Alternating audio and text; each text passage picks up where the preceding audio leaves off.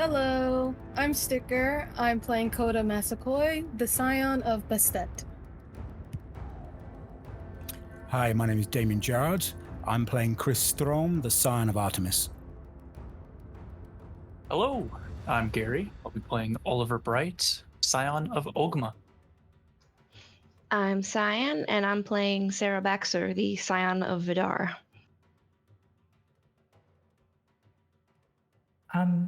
Hi, my name is Jazzy, and I'll be playing the SCP Karim, the Scion of Thraosha.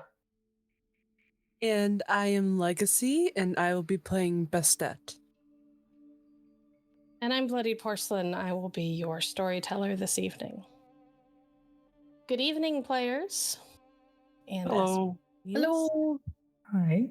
during our last episode, a lot happened. You guys got up to some stuff, met some cool people, and went on a car chase through a small city. So that was fun. You all met Damien, the Scion of Dionysus, and his small cadre of dryads, some of whom spent the evening with a few of you. Coda finally got her hands on some Good kush. some good kush that actually works for Scions. Kris was confronted with the knowledge that not only does he have a half-brother out there somewhere, but that half-brother seems to be commanding the Fenris wolves that you all have been dealing with. And he has a bit of a hate boner going for the Aesir Pantheon. And then you all met up with Net, and Karim delivered the apples that you retrieved from Damon, and went on a mission where you all had the opportunity to rescue a couple of as yet unawakened Scions, which went incredibly well. As it turns out, when you all work as a team, you're incredibly effective. Unfortunately, while things went really well for you all and basically went off without much of a hitch, things did not go nearly as well for Karim and Net. Net was caught in a trap set up by Stefan Varger, Kris's brother, and was essentially blown up and in such terrible shape that it required multiple of the apples from Hera's garden, one of which is supposed to be enough to pull somebody back from the brink of death, but it took 4 to 5 in order to stabilize her until she was even able to wake up. And she still wasn't in amazing shape, but she's at least able to operate and speak.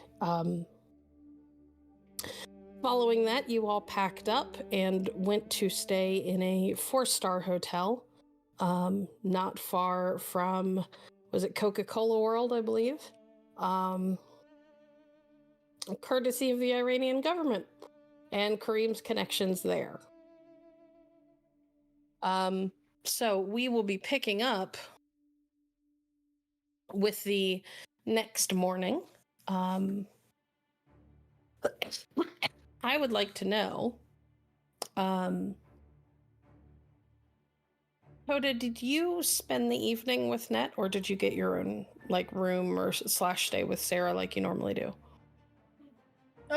If the group didn't want to have a group conversation or anything, for us to talk about what we just went through, then yeah, she would have stayed with Net. My plan is for you all to have an opportunity to have that discussion in the morning. It was pretty late. Everybody was pretty strung out, and Net was in really rough shape when you guys got in. So Yep, my so she assumption stayed was in that net. yeah, my assumption was that people kind of went straight to bed and figured we will deal with the rest of it in the morning. Unless anybody has any has a protest that they would like to lodge formally. No? Okay. So we are picking up in the morning. Net and Coda shared a room, which means that Sarah could have one of her own, or could be sharing with the twins. And I assume Oliver and Kris are in their own room, or are in a room like normal.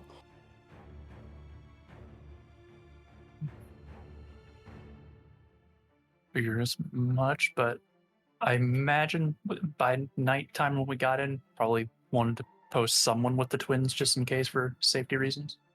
Well, that's part of why I potentially pitched Sarah as being the one to keep an eye on the twins. Yeah. Yeah, she would have done that. Okay. Very cool. It is in the morning when folks start to wake up. I'm going to assume that Oliver is the first one up, as he usually is. Yes, but he's not the first one to leave the room this time. Oh. So you're going to wait for Kris to get up and leave his room? No, he basically wakes up and proceeds to start doing push-ups. Wow. Okay. Oliver wakes up and immediately gets down to working out. That's unusual. Sarah, I'm guessing you would be the next one up. I think that's the usual order. Yeah, she would check in with the twins and try to find something to eat, help them find something to eat. When you wake up, the twins are already awake, and they are sitting together with their heads close, and whispering to each other in what sounds like Spanish. They seem a little freaked out, but less like they're going to run screaming from you at any moment, and more like, what the fuck happened? What's going on? Who are these people? Like they were so strung out last night that they just sort of came in, and as soon as you got them, like as soon as they got settled, especially Lily, and she climbed into bed, she was just out. But she's had time to sleep now, and she's awake, and she's thinking a little bit more clearly, and it's a lot. So when you wake up, they sort of look over at you, and they look a little nervous. And Lily's like, so can we go now? I mean, this isn't a prison, but that wouldn't be wise.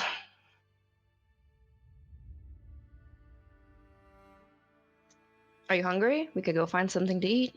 I'm starving. And Lucas kind of nods. Same. I think that the guy that smiles too much said that he'd make sure that there was breakfast ordered for the morning, or that we were going to go somewhere. I don't remember exactly what he said. I know he talked about food on the way. The guy that smiles too much? You're pretty sure he's talking about Karim. You've seen Karim without a smile on his face exactly once, and that was when he first pulled up with Net, like, dying in the backseat. And as soon as she was, like, awake, he smiled again. Okay, then, like, after a moment of contemplation, she's just like, yes, we could head down, and we'll probably find the others down there. Okay. Karim, are you like an early riser, or are you the type who sleeps in when you can? No, I'm up before dawn. Oh, okay. Yeah. So you've been up. You're in I've your been room. up. I've been like ordering servants around, trying to get like breakfast arranged, trying to cover up things. Gotcha. You've been making arrangements to try and cover up for the fact that a building exploded yesterday. Got it. Yes, exactly. Yeah. Also, probably blaming that on Iran. Makes sense. So you you're already up, and do you have like epic perception at all? I do have epic perception. Epic perception 2, I think. Do you have any of the ones that make your hearing particularly good? I don't know. It would be listed under your knacks. Let me open your sheet. Let me see. Unfailing recognition and... It's not unfailing recognition. That just allows you to see people who are tied to you. Let me see. Predatory focus, so... No, okay. No, yeah. So you don't hear specific words, but you kind of got all of the rooms really close together for a reason. So when you, as you're working, there's this moment where you have blessed silence, where everybody's kind of left your room, and you're just kind of, you have a moment where you could just breathe a little bit. Before you have to worry about the next call or the next time somebody texts you and needs information about this cover-up job that they're doing. And you can hear voices through one of the nearby walls, and you know that particular wall connects to the room where Sarah and the twins are. Got it. Is there any reason why I would, interrupt them? I'm just letting you know that now you know that they're awake. Okay. Oliver is up. I'm gonna say that Kris probably wakes up at about this time, just because it's kind of hard to continue to sleep through somebody waking up or working out, I should say. Yeah. I kind of sit up in bed and look over at him. You okay, buddy? So Kris would probably see Oliver on the ground doing push-ups shirtless, and it looks kind of pathetic, but he's trying his best. Just, I'm doing great. Let me give you a few tips here. And I'll get out of bed and I'll kind of help him do better push-ups. Yeah, you help him work on his hand placement and how where his feet are situated, and kind of teach him how to keep his spine straight. That was probably his biggest failing, was the fact that he kept curving his back, which could get him hurt if he did it too much. So it's just little things like that. But Oliver, with the competence that Kris brings to bear in teaching you how to do stuff like this, you very quickly find that while you're still not, you're still not what one would expect from somebody who works out first thing in the morning, it does get easier once you've got somebody who's kind of teaching you proper form and things like that. And you have the sneaking suspicion that you are far less likely to hurt yourself now than you were before. So that's nice. And do you two want to have a discussion? At least right now with the current set going on, Oliver is very out of breath at the moment. I'm will respond when spoken to, but right now having a conversation isn't at the focus of my mind.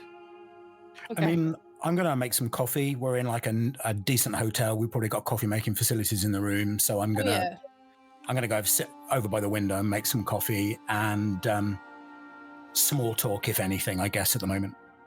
Mm-hmm. Yeah, that makes sense. There's definitely a coffee maker and even like a little mini bar in the room. It's a 4-star hotel. It's really nice. It may not be the Ritz, but it's pretty fucking good. And you guys, you're able to make your coffee while Oliver continues to breathlessly try to force himself through push-ups to get them gains. And last but certainly not least, Coda, you wake up beside Net, who kind of came in the night before, ate another apple to get rid of the last of the actual like burns. She looked like she had a nasty sunburn by the time she finished that last apple. And then sort of showered, and when she came back out, Karim had made sure that there was the hotel service had made sure that there was a very simple outfit provided for her. But when she came out, like, her hair is basically gone. It looked like she had gone in and like shaved off what was left of her hair, because it was in such bad shape. She's got eyebrows, but they're like just little wisps that look like they're only just starting to grow back. They're barely there. They're like the eyebrows that you see on like newborn babies, where there's almost nothing there. Mm-hmm. But she's whole, and like the worst injury she's sporting now is like her flesh is a little pink and she's got some cuts and bruises. Like she's got a nasty bruise on her forearm that, having seen her last night, you're pretty sure it was like a crushing injury when it first happened. Yeah. So you wake up next to her and she's clean and she smells good and everything. But she was pretty exhausted. She just sort of like fell into bed and curled up with you and was just out. Yeah, I'd say Coda, who normally sleeps in as much as she can, woke up not entirely like early, but like a little bit earlier, and has just kind of been like sitting there like looking at her a bit.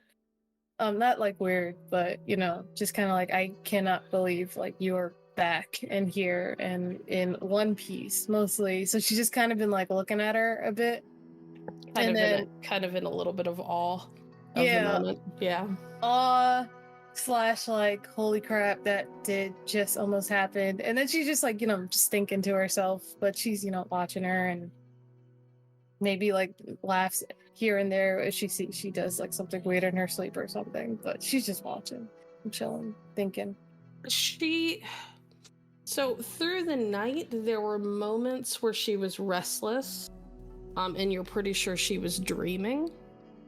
But you didn't ever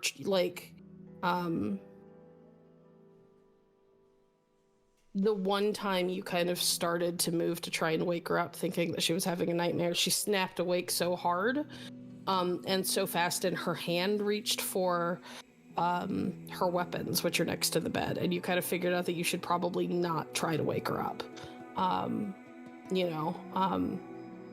So she, throughout the rest of the night, she has some dreams, has some things that you think might be nightmares, but they're never so bad that it's impossible for you to stay close to her. After a while of you kind of chilling out and watching her and just kind of marveling at the fact that she survived what she did, and is here and alive and with you, her eyes sort of flutter open and kind of like look at you. Please tell me that there is coffee. There is. I don't think Karim would let there ever not be coffee, especially after the night that you had. Well, all of us had, but Do you want me to get you a cup? Please. She'll get up, and if there's some already made in the room, she'll grab that, but if it needs to be made, then she'll make it in the room. You'd have to make it, but there's a little private coffee maker kind of off to the side, so it's not hard to get. Cool. She'll start making it, and then like while it's brewing, she'll like kind of lean on wherever it's sitting, and then be like, "So how you feeling?" Better. Still sore. But better.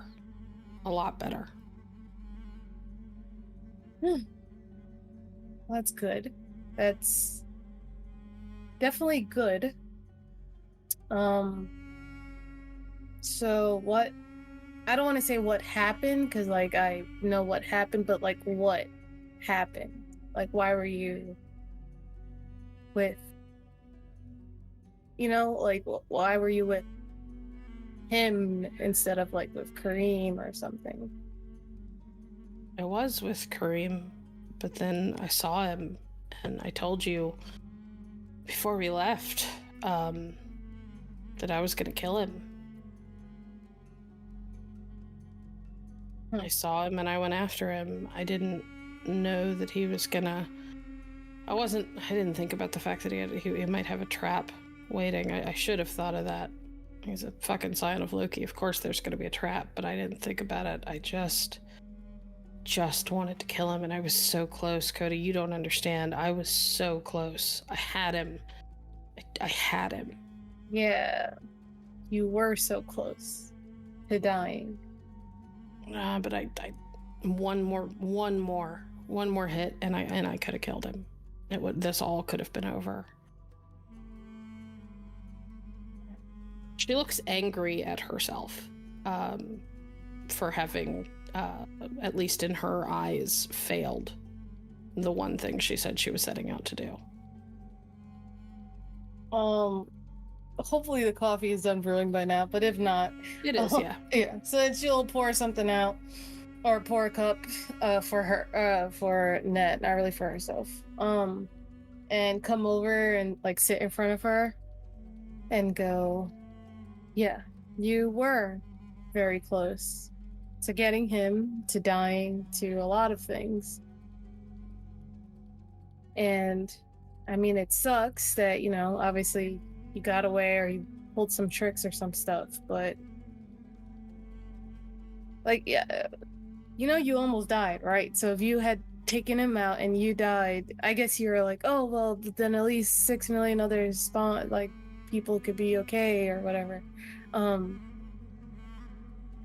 But I wasn't thinking about whether or not I was gonna die, if I'm being honest. The only thing I could think about was him being dead. see, and that's where the problem is. Because you can die.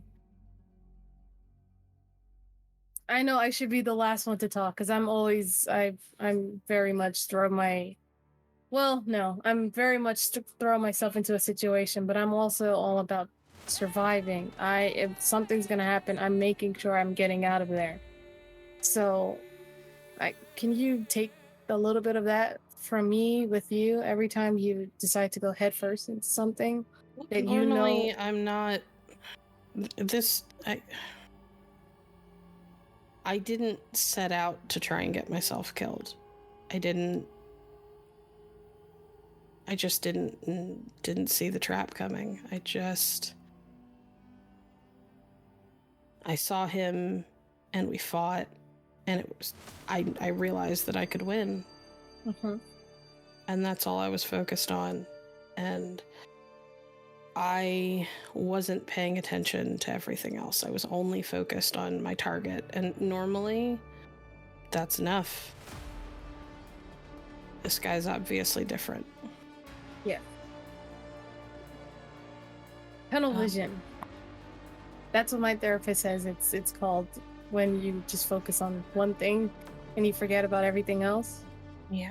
That's basically what happened, but you know how there are stories where people will talk about getting angry and seeing red? Yeah. I didn't see red. I went cold.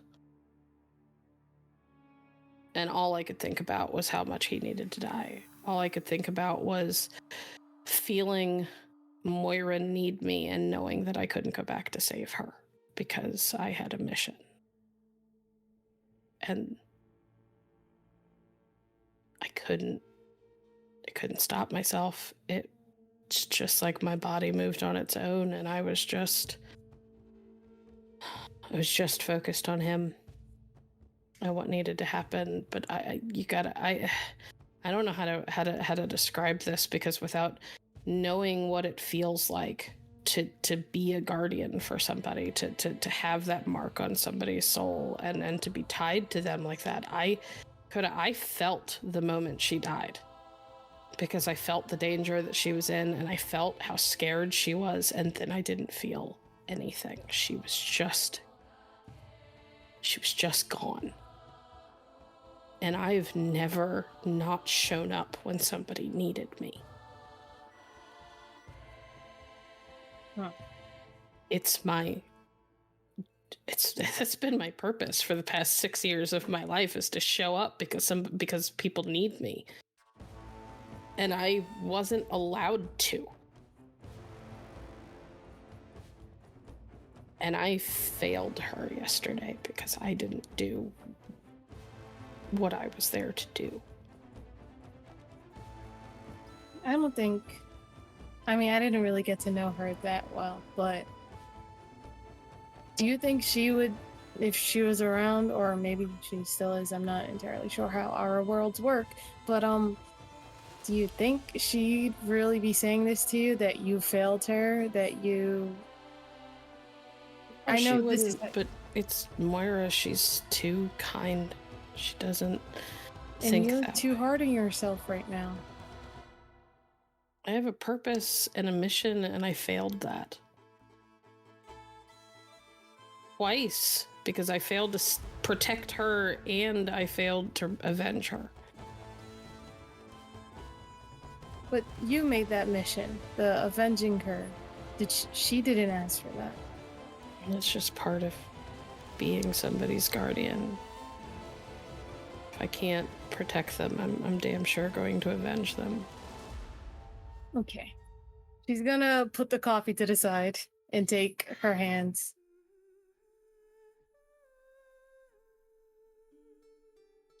If you live another day, we have more than enough time to avenge her. I want, she wants, I hope for you to want this too, that when you avenge her and keep living another day. You know? Do you think Moira wants you to go out in a blaze of glory, but at least you killed the person that killed her, or was the cause that killed her?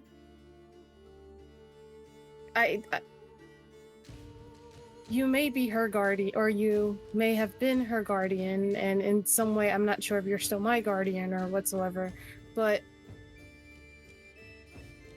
it's a little bit too late. If you died, but okay, I made it, that feels terrible. I'd feel terrible. I'm sure she'd feel terrible. And I know you feel terrible right now, but listen, we're gonna help you avenge her. Well, I mean, I could talk to the group, but I'm sure they feel this too. We want to avenge her. We want to avenge Teddy. We want to avenge... I can't remember the kids' names right now because a lot happened yesterday, but the 2 kids out there, we want to avenge them and the kids to come. But we need to live another day after revenge. There's more to life than revenge. We need to set the scales. We need to balance the scales. We need to get rid of this asshole Stefan or Steven or whatever the fuck his name is. We're gonna get rid of him, but we need to live another day after that. Because that's how we keep making the next day better, by living the next day after. To keep living and keep making the days better. But if we just die, and then someone else can come after the Steven. You know, we still fought that Meg woman, we still fought that woman the other day. She could be the next one. There's always going to be more after, so if you just die, then what's the point of us even living to begin with, you know? I may be selfish, but if I kicked the bucket and you were here saying, oh, I failed the mission, I would be rolling in my fake graves, or what are they called? Sarcophagus for Egyptians? I don't know. Whatever I get buried in. Yeah, or whatever I get put into when I kick the bucket.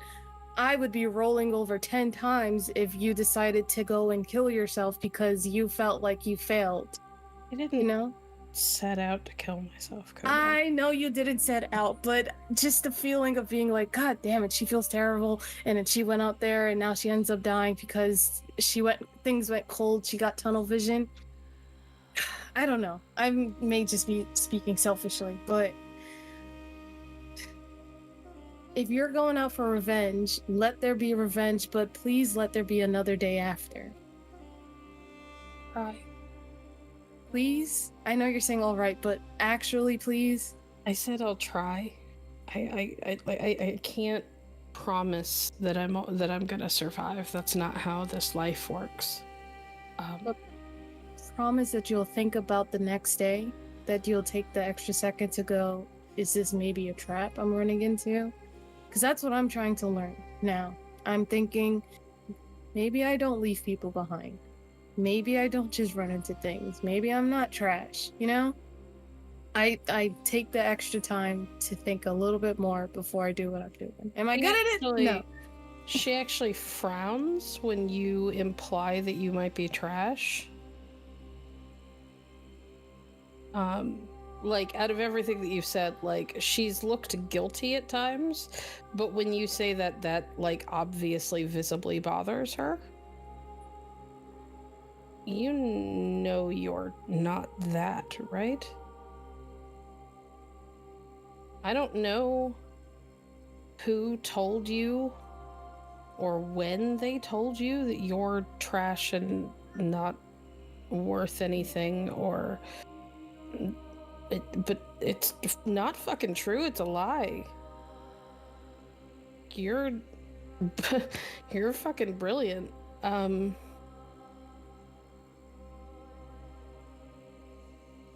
mean, you're stubborn and hard-headed, but most of us are. You kind of have to be to survive all this.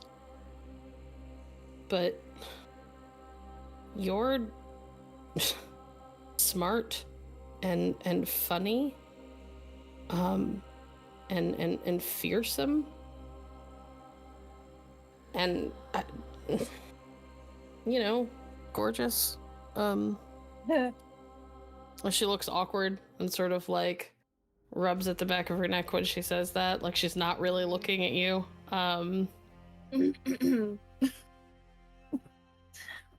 Well, I get it from my mom.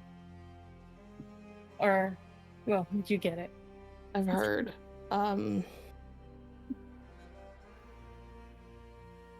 But don't ever call yourself trash. And anybody who tries to call you trash, I'll put my fist through their face. Well, luckily she already kicked the bucket, so it's fine. Oh, he shouldn't say that. It's literally my grandmother, but you know what I mean. Well, fuck her. And whatever horse she rode in on, because she was wrong. Okay, this is not about cheering me up. Can you please remember that I need you. I need you in my life, please. And we all do, and I would like to continue being a Scion and having you by my side. I mean, my team too, but like, you know, like, here's your coffee. She's just kind of smiling to herself. I'm gonna do my best to be less fly off the handle in the future. As will I.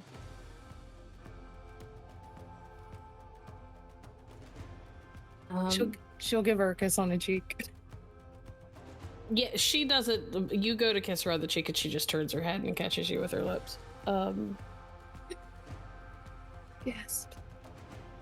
And then we'll sort of break the kiss and like rest her forehead against yours. So, can you be okay with a girlfriend who doesn't have any hair? It's actually kind of hot, you know? Yeah? And she'll kind of rub at her head. You know, I'm able to see... It's kind of weird. Like, when I look at the moon, I'm able to, like, see, like, the areas around me.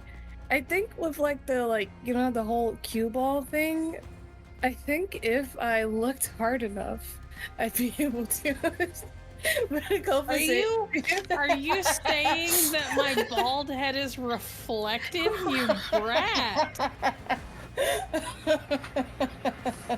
And she sort of puts the coffee aside and just sort of like tackles you. And there are several moments of a lot of giggling and wrestling and whatever. Like she doesn't apply full strength. Mm-hmm. But it's for a minute, for just a minute, you guys, it's obvious that you two sort of forget that you're Scions and you just get to be young people who have found somebody that they really like and are teasing and messing with each other. And it is about that time that as you two are wrestling, you both sort of topple off of the bed and onto the floor with a really loud thunk, which is about which is plenty loud enough for Karim to recognize that more people are awake. Like you can hear sound coming from all of the rooms around you, and that one is from Coda and Net's room specifically, which is probably what you were waiting for. All right, should I go in there? I might want to gather people for breakfast. You said you were making arrangements. Oh, right. Let's see. I send like hotel staff to everybody's room to like knock on their doors and tell them that breakfast is ready in like the top level suite. Perfect. Okay. So hotel attendants show up at people's doors, kind of let them know that breakfast is ready, and once everybody is dressed and ready to go, they will lead them up into this large, kind of opulent dining room that's in a suite towards the top level of the hotel. Where a rather extensive breakfast has been laid out. It's got a little bit of everything, and there's a little menu for a la carte if people want something specific that isn't out. There's everything from like Belgian waffles and French toast to like eggs Benedict. There's all kinds of stuff available. So, and a spread of like teas and coffees and juices and everything else. So, question. Yes. Are there any toaster strudels here? There are not toaster strudels. There are pastries. Okay. So the things that toaster strudels are attempting to be, but failing at miserably. There are plenty of those. Noted.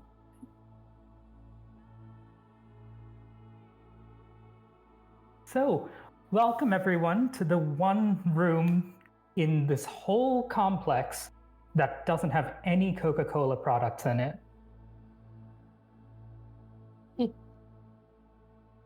Wow. Coca-Cola, the Ayatollah's greatest invention to undermine the Great Satan. I'll take your word on that one. Actually, wait, no, can you break that down, actually? Well, it's obvious, isn't it? High fructose corn syrup, the use of death squads, predatory... Like, you can't tell if he's joking or not. Right. Okay. Sure. Yes.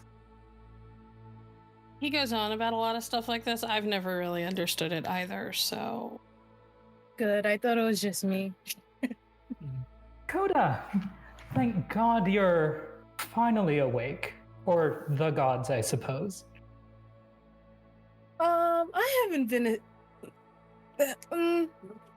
Yeah, no, I would gladly... And I haven't been asleep that long. How have you been? Like, I'm trying not to look at your face. Well, I'm in one piece, so you can look at me. It's not like I'm missing an eye. No offense. She'll kind of immediately realize what she said and look over at Oliver with like this cringe, like, I'm sorry. Oh, none taken. I've heard everything. Nat, I know, but as I've told you in the past, suicide is a luxury that we don't have. I wasn't trying to kill myself. No, but you nearly did, and it could have been prevented. Trying to kill him. And if one more person lectures me about not realizing that it was a trap.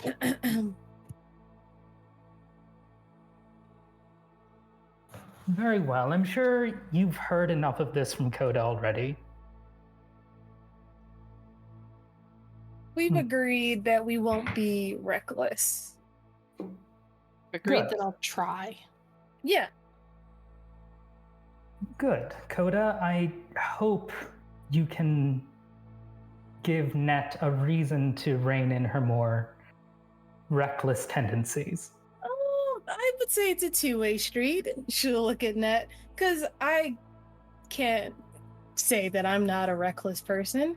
So, yeah, we'll give each other a reason, right? Yep, and as you look over at Net and she kind of agrees, she has loaded a couple of blueberries onto a spoon and has taken aim and nails Karim in the forehead with them. Nice. Karim still, starts laughing and says, all right, excellent, well. So, I suppose everybody should eat. Where are the twins? Are they here? Yeah, they're here. They're sitting with Sarah. And have they gotten... How much do they understand about their situation? Next to nothing, and you can tell they're kind of staring at everybody really wide-eyed, like, the fuck is going on? But also tucking into food, which is important. And you can kind of tell from the way that they're eating that they don't get to eat well like this hardly ever. I see. I suppose I should have a word with them soon. Sarah, have you filled them in with anything yet? Have you gotten to know them at all? I was sworn to silence until their parents made contact. So I've been trying to just keep them calm. Shit, yeah. Hey, Coda, can I use your phone? I think mine, not sure where my phone is. Yeah, Go ahead. Mid, scooping food into her mouth, she'll just pass her phone over to her. And she'll, dial a number and, put the phone up to her ear. And for those of you who are too young to know this, most phones, even cell phones, you can call them and get to your voicemail from another phone. So she's obviously checking her voicemail messages. And sort of nods, to nobody in particular. She's listening to some message on the other line. And eventually she'll hang up and pass the phone back. Okay, somebody's coming for them. Should be here soon, so I guess we can kinda start to fill them in, but we should probably be gentle because they haven't had their proper visitations yet. All right. Did they have an awakening while they were with you guys? Not that we noticed, but think about it. I feel like it would be a good idea to have an orientation video or something like that. You can just sort of play and explain everything. Yeah, because putting all of this on tape where anybody could find it would be a great idea. True, but it would also be a matter of how many people are going to believe it. Enough that it could cause problems. Yeah, we don't want to publish any of this information. That's fair. So, okay. Do you guys kind of want to start? You guys just went through this most recently. Maybe you could talk to them from the perspective of people who kind of got thrust into this life, and didn't have the gentle introductions that Karim and I did. Yeah, sure. We can give it a shot, I'd say. The twins are still eating, but they're glancing at everybody like, the fuck is everybody talking about? Coda will come over and sit by them with, food and stuff. And hold her hand out to them and go, Coda Massaquoi. Nice to meet you guys. Lily, and Lucas. And I'm sure some of you have already noticed, they're obviously like Central or Southern, like from Central or South America somewhere. They don't have like thick accents, but they have all of the physical features. But they have the whitest of white names. But they don't seem to kind of register that very much.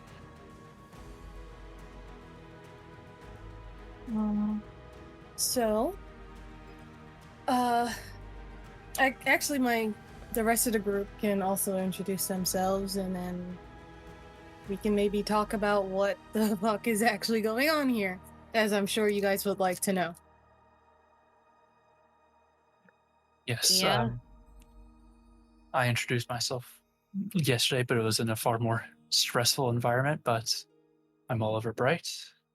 Lovely to meet both of you. Nice to meet you too. I don't think I did introduce myself, but hey, I'm Kris Strom. I'm the guy who kind of leapt off of the balcony Yeah. there. Carried us around like sacks of potatoes. Yeah. You're crazy strong. Yeah, right.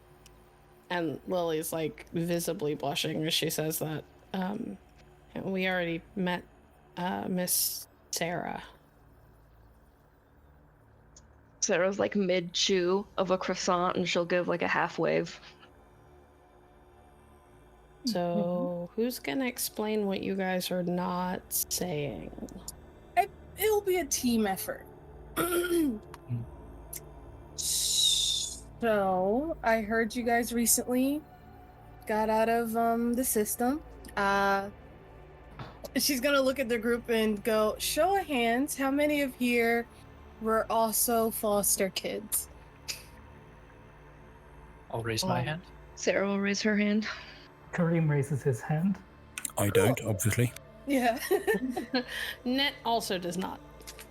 Cool. And show of hands, who here has different parents than they thought they did? They originally had. Every fucking hand goes up. And the twins just sort of blinks. So are you guys some sort of like orphan superhero group or something? Yes-ish. So you're like the second coming of the beige squad? Is that what's happening? Well, you guys know the beige squad? Second coming. Kids, what is your current god? What do you mean? What religion do you practice? Or you can not practice any. I mean, I wouldn't call us religious, but we went to church sometimes. Like Christian church. Karim keeps smiling, but like looks up thoughtfully. All right, Net looks a little uncomfortable. Yeah, that might. Okay, if you're not too strongly attached, there is more to the world than you learned in church. Okay. And they're kind of looking at Coda and Sarah and Oliver and Kris for like, they're... Somebody gonna fill in the blanks here? Yes. What Karim is trying to say is that notice how most of us have very ambiguous parentage, and that is in part due to the fact that your parents and all of our parents are a very powerful being, referred to typically as gods from various different mythologies: Greek, Egyptian, Norse, many different pantheons. And I know it's a lot to take in, but it explains a lot of what you've seen, what Kris was able to do, what a lot of us were able to do last night, and perhaps even throughout your life you've had odd occurrences that you couldn't really explain but chose to ignore for your own mental well-being. But as time goes on, you'll see that it's very much true. Uh-huh.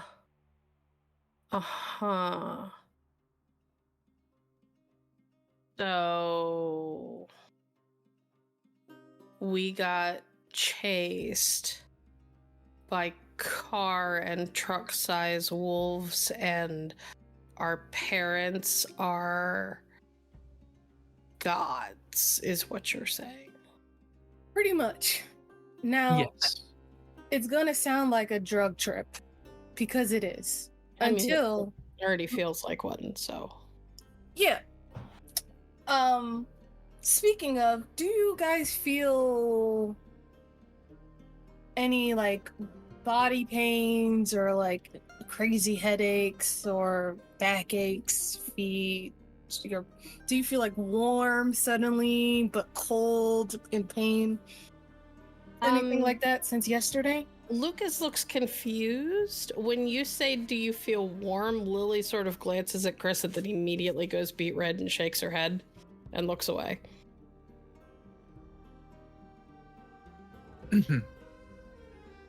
Well, that's probably because they are awakening different than us. We sort of got forced into it prematurely, but you will have something known as a visitation, where your godly parent will visit you and bestow gifts upon you to help kind of harness that divine ichor that's in your blood, as you are a child of a god.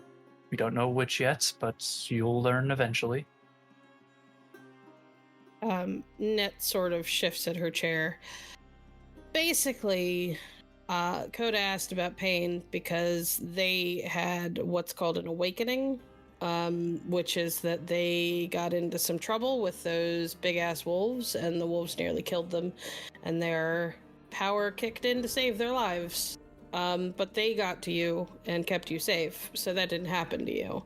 So you'll get your visitation, during which you'll have the moment where your blood flares and everything, but it's a lot less painful because your parents there to help you bear it. And Lily just looks a little wide-eyed. And Lucas kind of tugs at his ear, like he looks thoughtful. And then the two of them kind of confer again in Spanish. Oliver, because you can speak, because you can understand all languages, they are muttering something about dreams that Lucas has had. Maybe that they've both had. Like, they're talking really fast, it's hard for you to keep up, but they're also being quiet. And then, it looks like they argue for a second, and then Lily kind of elbows Lucas hard in the side, and he goes, okay, I'll ask. Could this have anything to do with the weird dreams we keep having? Possibly. What type of dreams were they? Do you remember? And Lily chimes in with, ever since we were little, we have dreams. We have this one dream where we're standing in front of a mirror, but it's like the same mirror but doubled and the backs are together, you know? And so we're facing each other with the mirror between us, so we can't see each other. But the mirror is like black. Like the glass is black, and there's this weird, foggy, misty stuff in front of it.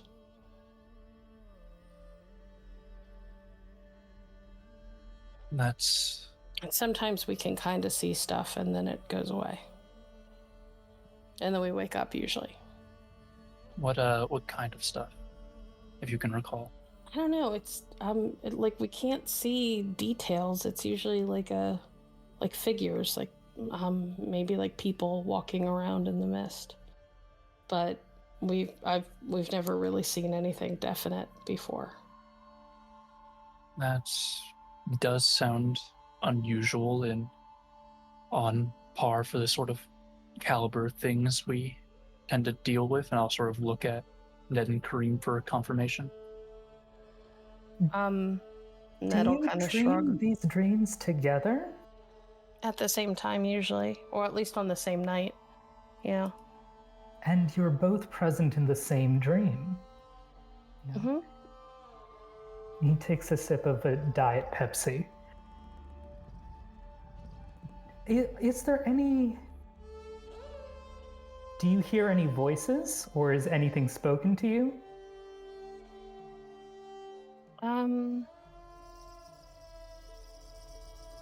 I don't. Nothing specific. We sometimes hear. It might be whispering and stuff like that, but I've never been able to make anything out specifically. And do you see yourself reflected in the mirrors? And No, never. Never. Very interesting. Let me look at a thing. A thing. We should say that, dreams of this sort aren't unusual for people like us, We often get messages in dreams. It's sort of a side effect of divine parentage.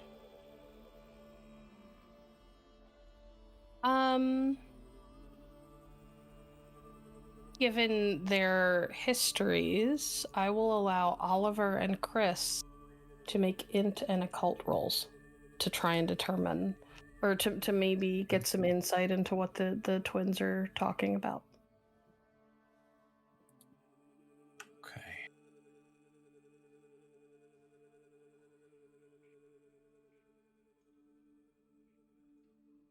I got 2. I get 6. Damn. Okay. Kris, you're not sure. The dreams certainly sound magical. Oliver, you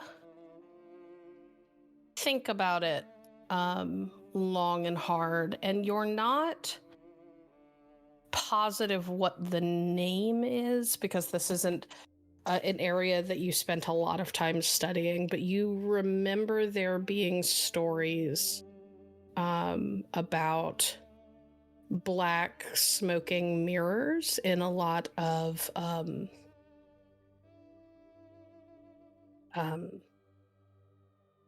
central to South American like folklore, and it has an association with some sort of like divine being or powerful creature, but you don't remember exactly who or what. Sort of scratch my chin a little bit.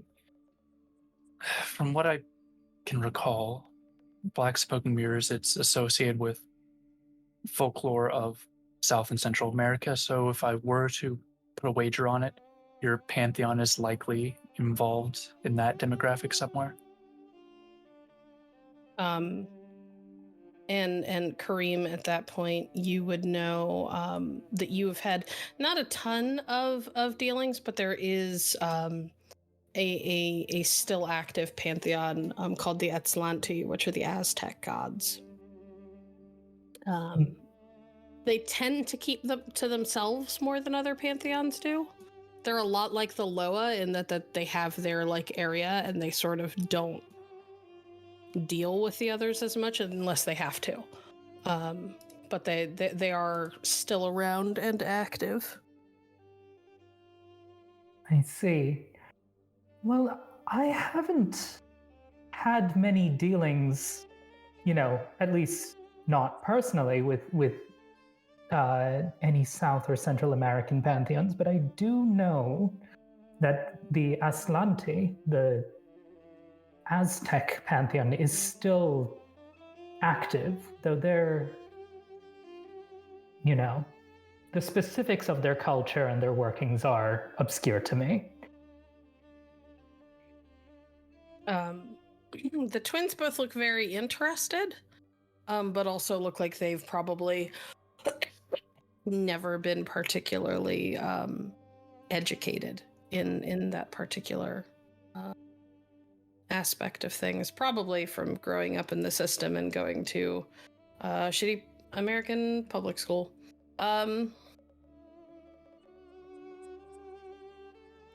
Is there anything else you guys want to talk to them about?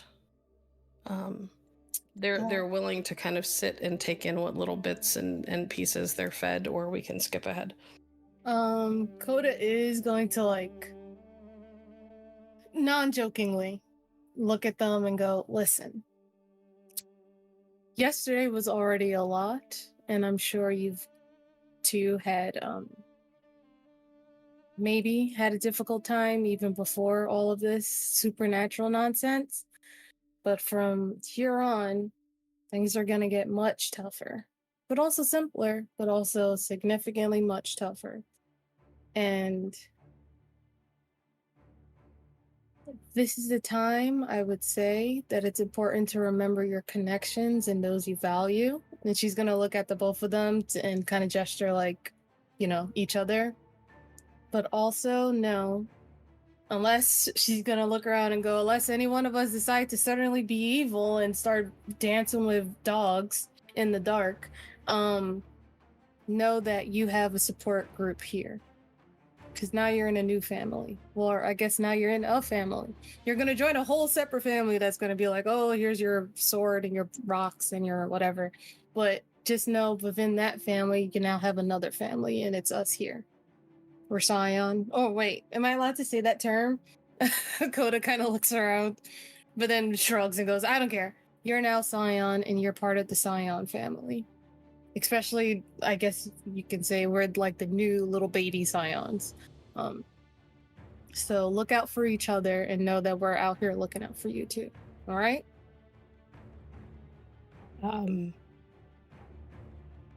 Lily and Lucas kind of glance at each other before they sort of look back at you and give like a slow nod.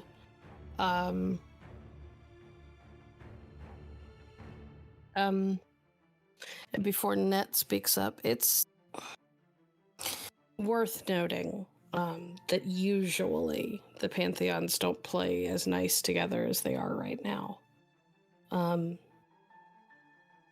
It's not uncommon when there isn't a big crisis that brings everybody together like there is right now. It's not uncommon for the gods to...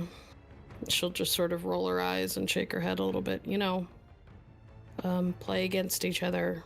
They and their Scions usually end up being pawns in their little power struggles, but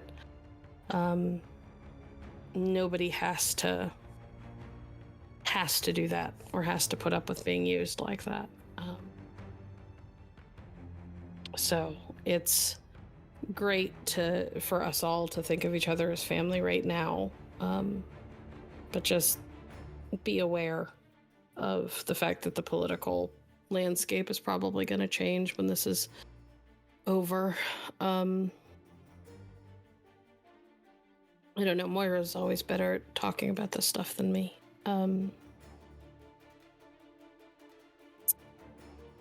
Oh, also, since you're Christian, if you ever see anything, any of you, I don't know if I've warned the rest of you about this, but if you ever see anything that looks like an angel, run.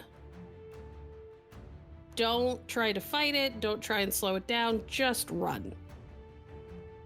Not a fight any of us can win. Not even me.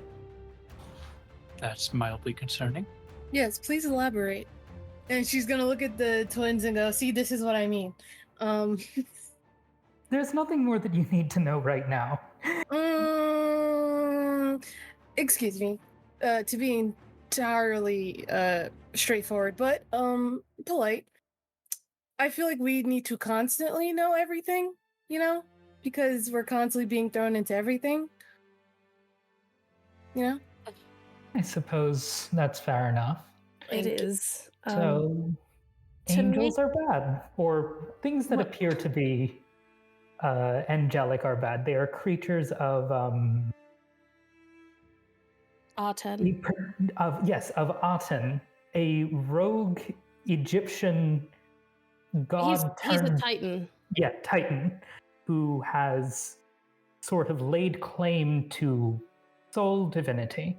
And I know that,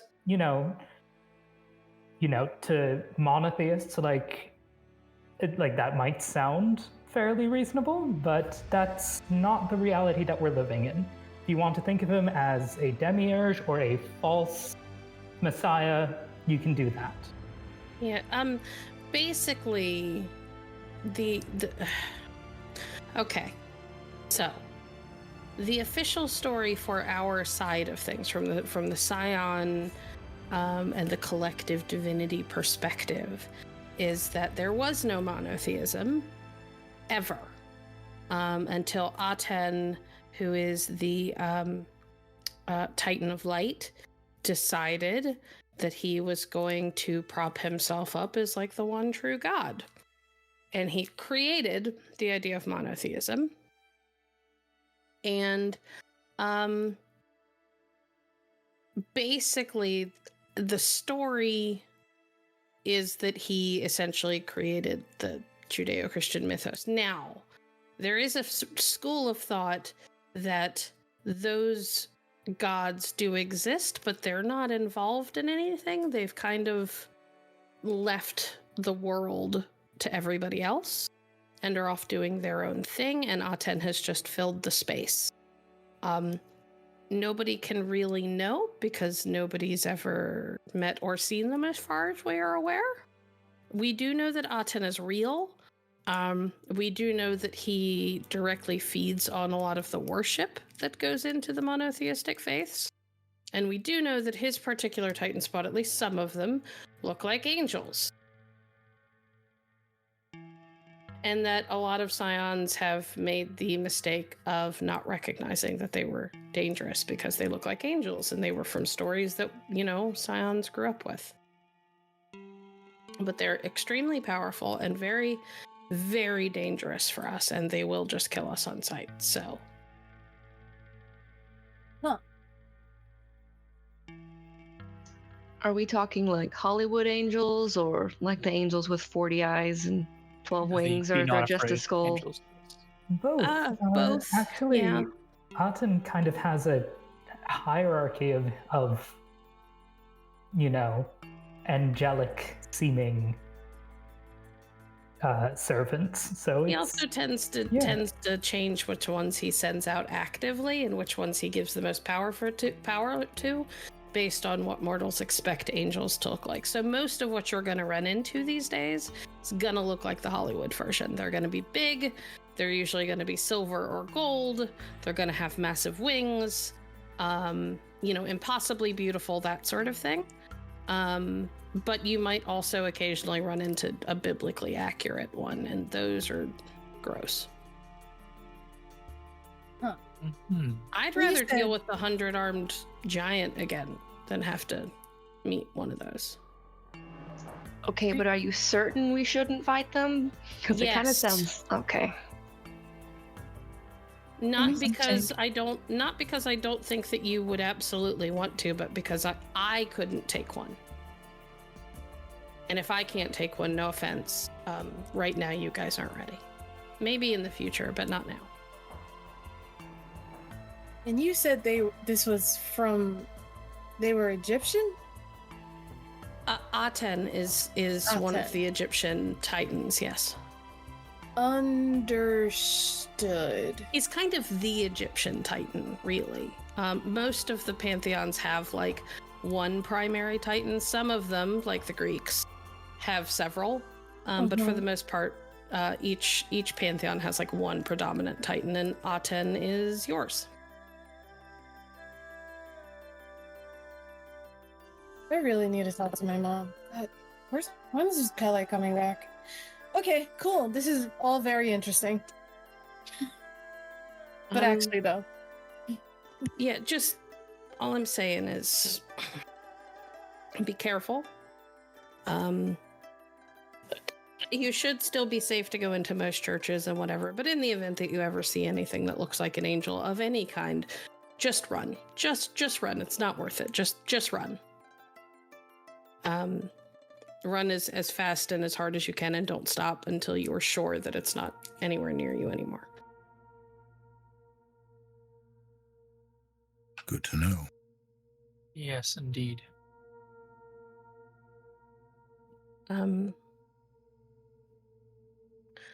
Okay. So, in the message that I got, someone is coming to see the twins soon. Said that they'd be here, and she kind of glances at a clock on the wall, probably in the next 15 to 20 minutes, to pick them up and take them elsewhere, and Karim will get a call if we need to take them anywhere else, or let us know that they're good, that they're going to stay with their folks or go somewhere that their folks have picked.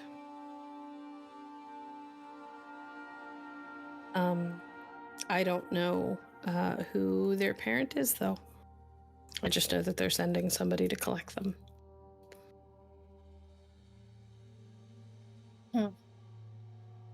All right, then. So, No, never mind. Nothing. I'll ask later. if you have questions, ask them. It's more about the Stefan guy that we had to deal with, but I think I can wait till the kiddos get picked up. Sorry, until Yeah, Lily's looking at you like I'm almost your age. Yeah. Right, it just feels so different because like you're going through this, but anyways, until they get picked up, maybe.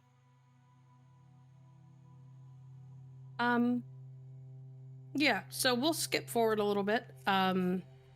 You guys are able to hop up from your breakfast briefly to walk the twins down to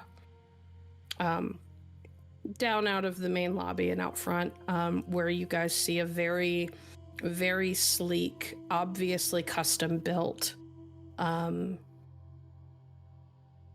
like Jaguar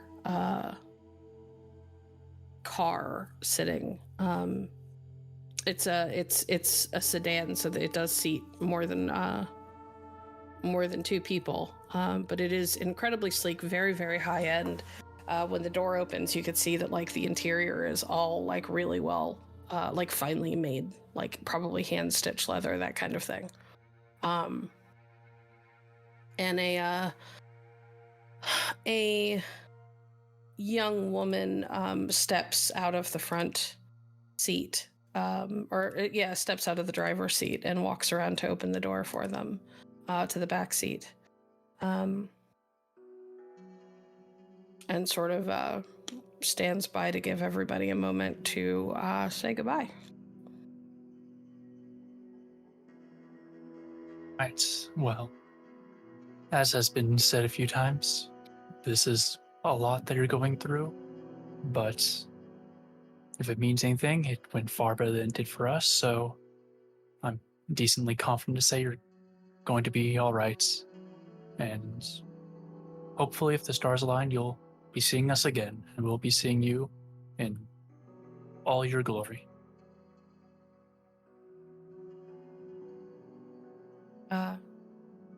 Lily kind of smiles at that. Thank you for,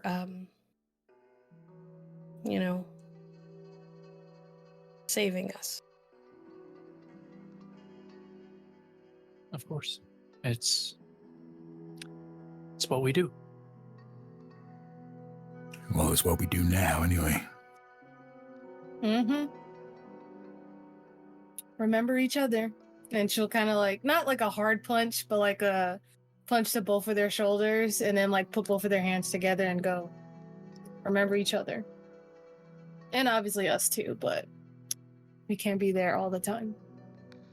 The twins will kind of lace fingers with each other, and they turn to the woman, who immediately bows very deeply.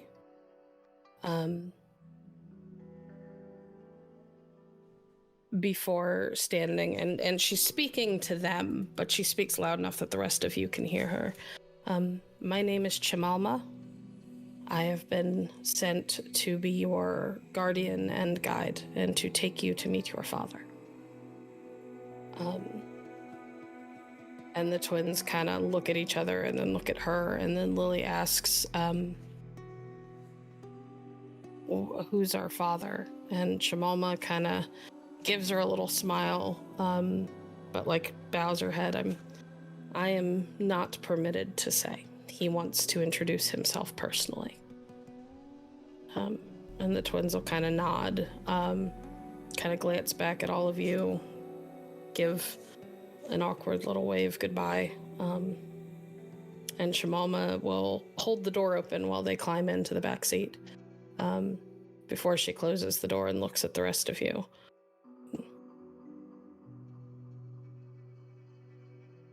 Once the door is shut, it's not immediate. It's not obvious to anybody else. But those of you who have at least one dot in epic perception, you are keenly aware that the second that door shuts, they can't hear anything that is said outside the door. And you can't hear anything from inside. And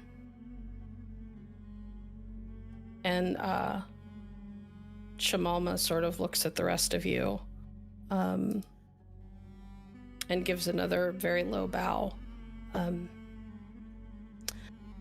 I have been asked to send tidings and thanks from the Lord of the Smoking Mirror for your rescue of his children. It was our pleasure. Yeah, well, you owe us, Net sort of nudges Karim in the ribs for that. like that was rude.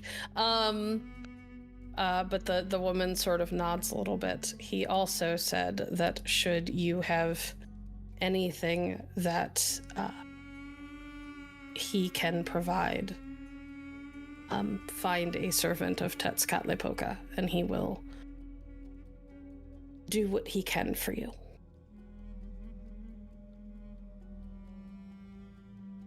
We'll keep that in mind. Thank you. We're honored by his generosity and thanks.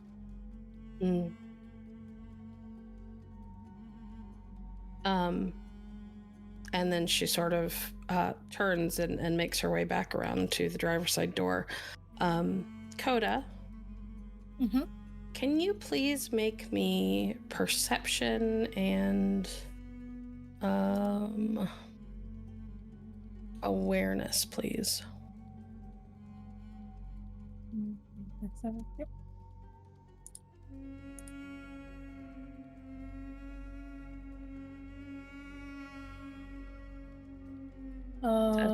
Three plus 1, 4. 4. As the car starts up, there is a moment where you are certain that you see the little jaguar that's on the front hood of the car that always looks like it's in that like pouncing pose, You are certain that you see the little statuette turn its head towards you for just a moment before it takes off and pulls into traffic.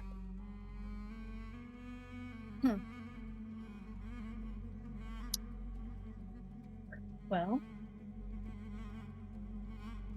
is it every cat she can see me through? Oh. I saw the cat the jaguar on the car move and look at me, but I cat stuff. Might not have had anything to do with your mom. I think Tezcatlipoca is a god of jaguars or something like that. Oh, a cousin. There is more than one cat god. Oh, I knew I liked them for a reason. Well, I mean, besides them just being pretty nice individuals, I guess. But, cats. Anyways. Well, I'm still hungry. Let's get back inside. Yes? Well, I was just going to say, as I turn to look at Coda and reach into my jacket pocket, I believe after the performance of yesterday and your very clever trick against the wolf, Coda, you deserve this. And I'll hand her Damon's card. Damon's card? Yes, since I was the one that took it last time. He tried to give you his business card and Oliver snatched it. Oh! Yes! I'm gonna make... Okay, thank you. Don't let me regret it. Net sort of looks over your shoulder and spots the card, and her eyebrows go up. Why wouldn't you want her to have the business card for one of the wealthiest Scions in the world?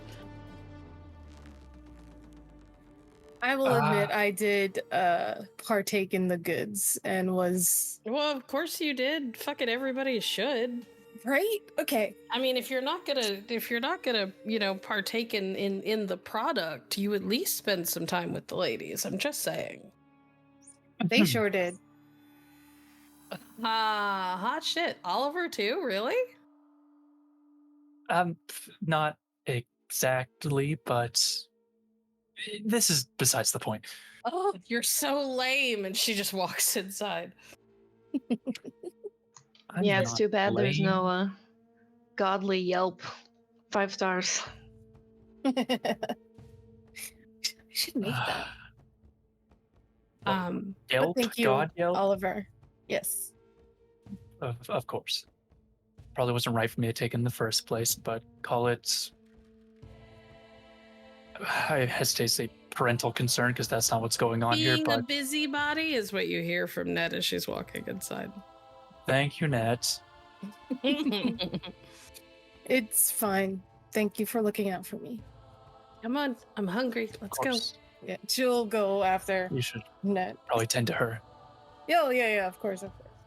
And she'll speed up. Okay. You all end up going back inside. Net seems to be feeling better and better by the minute. All of you realize, like, she was a little out of it and moved a little bit, like she was still sore and tender when she first came to breakfast, but the more that she's eaten and gotten to spend time around people, like, you can see that the pink tone to her skin has started to fade. She's moving a little bit easier. She's obviously healing much faster than a normal human would. Her hair has not grown back, but the rest of her seems to be in pretty good shape.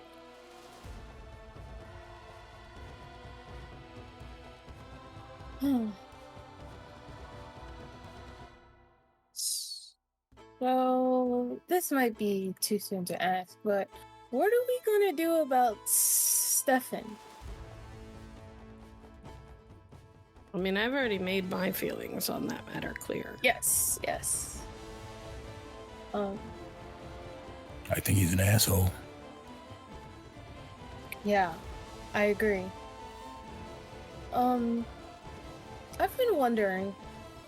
I know we don't get hurt super easily, but some of us get hurt easier than others.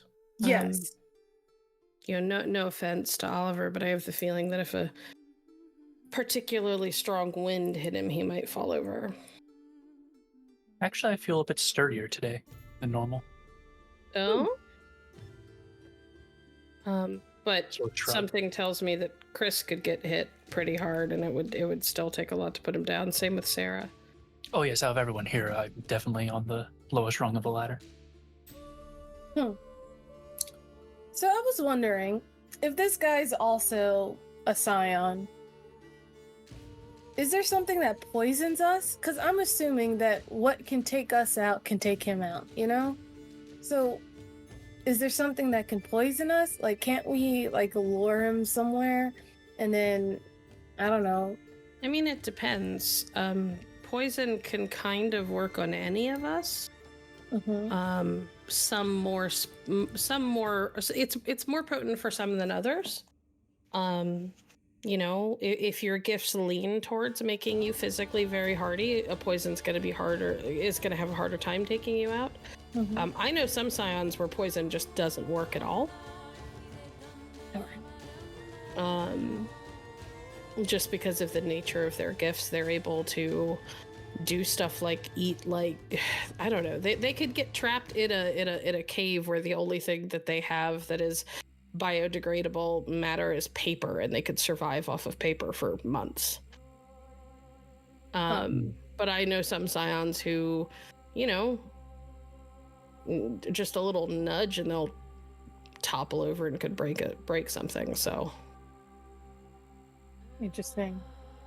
So there's no like magical Scion juice that'll, or not Scion juice. What are they called? There's no like Titan, like basilisk poison that could like instantly take us out or something. Actually, it would be venom if it's from a basilisk. Oh, venom that can like take out one of us. Because I'm thinking, this guy's, if he's able to know what we're doing next, he can see what we're doing, then sure, let's bring him somewhere then. Let's bring him somewhere. Let's bring the fight to our own grounds. And wreck his shit. Thinking about it, I might be able to actually track him with, and I'll just kind of open my jacket a little bit and tap the book. Assuming there's no magic barriers like in Anvil or Damon's Place or places like that, I can sort of summon the thread of fate that's connecting me to him, since I have seen him before at this point through a vision, and use that to find out where he is. I mean, you might have a fate thread. Fate threads are weird, and fate is weird and hard to deal with. That's my theory on how it works. All I know is sort of intuitively that I can attempt to track him. If you're fate bound to him. The question is whether or not you are, because my understanding is that most of the time you become fate bound to somebody because they're tied into your legend, to like the stories that are going to be told about you in the future. And a lot of that tends to be directly influenced by like who you've used your divine powers for or on. Like I know that Moira said that there's a fate thread between me and Coda, and me and you, Oliver. Because I've specifically used my gifts for you. For me? Why don't you use it for me? No offense, but you're kind of the weakest person here. Right.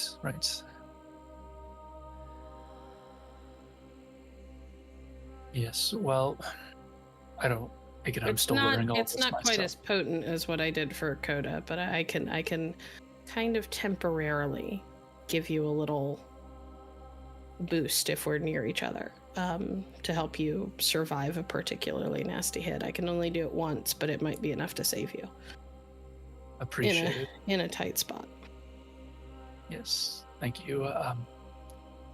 You two are badasses, so I haven't really done a whole lot for you two specifically. She's looking at Kris and Sarah. That I won't refute, but still I don't know how all this works quite yet, but I'm trying my best to learn. But if it has to be fate bound, and if our job or our quest or journey or what have you is to find this man and kill him or stop him, would that apply? Maybe, I don't know yet. I'm not a fate expert. I just know what Moira told me. She says usually a lot of fate bonds happen because we do something with our divine gifts for somebody else. And then that creates a fate bond, and it's a small one at first, but the more you do it, the more potent it becomes. But the problem is that the stronger your fate tie to somebody, the more wrapped up in your story they are. Oh my goodness. I know a Scion of Thor, who has a guardian mark on a Scion of Sif, and I swear to God has to rescue her like every other week because some sort of nasty Titan spawn tries to like kidnap her or something. Quite classic. I don't know what that means, but so in Norse mythology, Sif and Thor are like a thing. They're married, and the Scion of Thor is kind of a badass, and the Scion of Thor is kind of not, or the Scion of Sif is kind of not, and her fate is apparently to continually get kidnapped or messed with by Titan spawn, and her boyfriend's fate is to have to rescue her all the time. that sounds shitty. Yeah, it is unfortunate. tedious. It is tedious. My understanding, though, is that it always leads to great sex, so he doesn't seem to mind very much. Okay, well. Speaking of Thor peeps, she's gonna look to Sarah and go, so that lady that fought us the first time, she called out your name. So could I assume that she's fate bound to you? I feel like you know just about as much as I do when it comes to this fate stuff. And you Do you have any dreams haven't- about her? that, or have you known her previously? Not that I can recollect, but I have come across like many people just in general.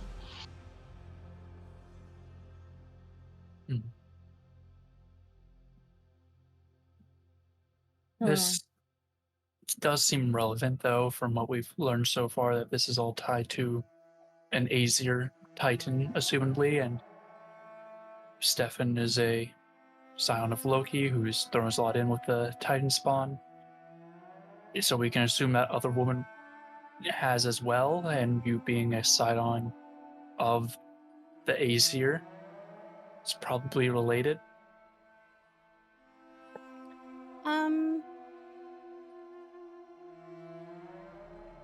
So you guys are saying that you fought some lady during a wolf attack? Yes. Has Coda told her? Have we mentioned it yet to them? I mean, I spoke you've- briefly about Intax.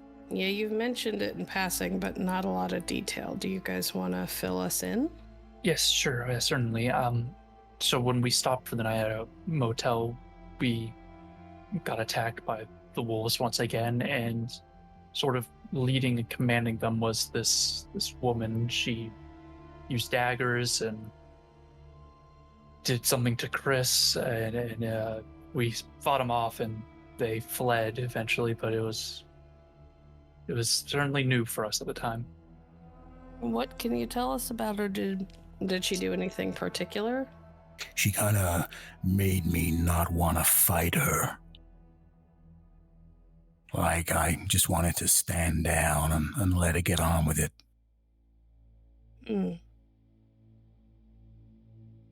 She was blonde, and I think y'all said something about her shining a knife at her face or something. She had a couple of daggers that she kind of chopped my arrow out of the air in front of her, like like I don't know. It's kind of crazy. Like something out of a movie? Yeah, right. I mean, I can do that, but I have to think. I don't do it often because it's I could just move. Wasn't she like half zombie or something? But like What? only in a knife? Half zombie? What? I don't remember that. Yeah, but she could also control the wolves, or at least looked like she could call them off. No, I think Coda is on to something, and yes, Sarah is correct. When she used whatever she used to do what she did, Kris, her reflection in the knife, part of it was ghoulish in nature. Huh. Okay, so before we move on to that part, I should probably we should probably redouble and make it very clear. Not all Scions are good. Not all Scions continue to work for the gods even after their visitations.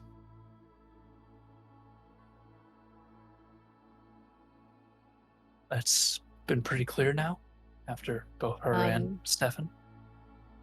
It sounds, from what you guys have described about Stefan, is that you said he's a Loki Scion? Yeah. Okay. So I don't know if anybody told you this, either of you, since you're both kind of connected to the Aesir. Loki Scions are pretty rare. Not because Loki never makes them, but because even when he was still alive, the Aesir had a habit of tracking them down and slaughtering them before they could really come into their own power. Nice.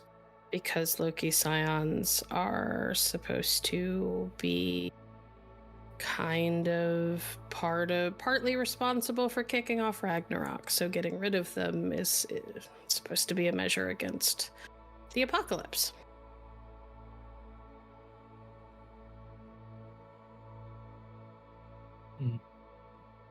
So it sounds to me like your brother didn't get lucky the way that you did. Yeah. Nobody stepped up to claim him, and without your dad around to do his visitation and give him his gifts and give him a fighting chance, he signed on with the other team in order to survive. Not all Scions that are bad are necessarily pro-Titan, but some of them do end up crossing the line and fighting for the other side. Some of them are just incredibly self-interested and don't give a fuck about any of this and just basically use their powers for greedy purposes or to enact whatever weird prophecy or fate thing they've heard about that they've decided that they believe in and are ready to destroy the world in order to enact. Just kind of depends.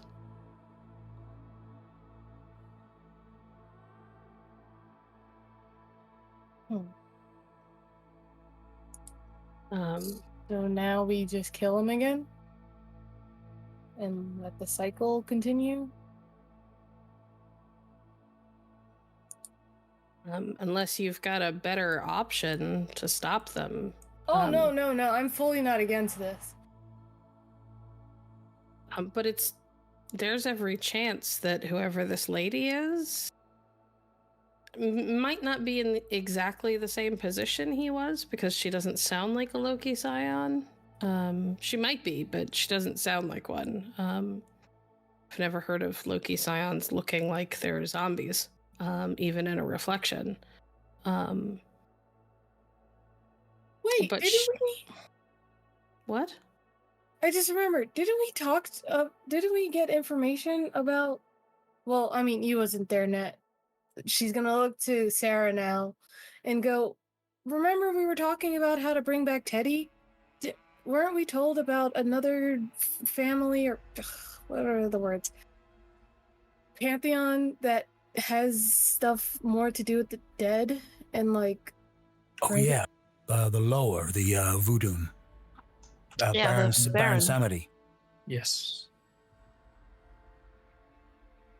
We don't think.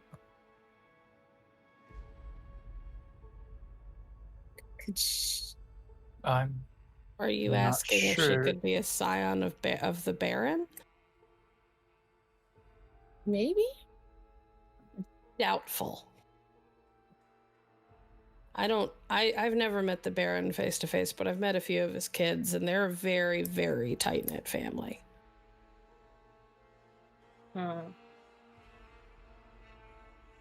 Darn. Well,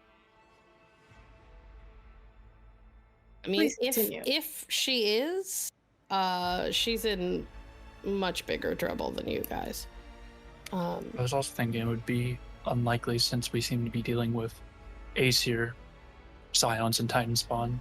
So for her to sort of align with an Aesir Titan as a different pantheon would be rather strange. Whoa.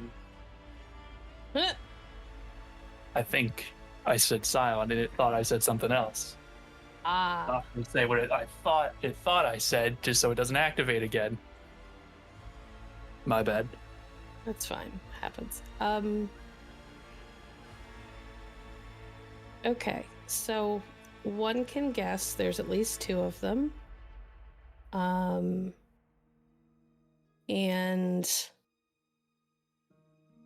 chances are she's working as some sort of lieutenant. That's what I would guess. It sounds like your brother likes to be in charge, so I doubt that he'd put her on the same level as him in the power structure. Okay. But she sounds like a lieutenant that we're probably going to have to deal with before this is all over. Also, promise me that if you guys do go to talk to the Baron, that you're careful. I mean, I don't want to go, so...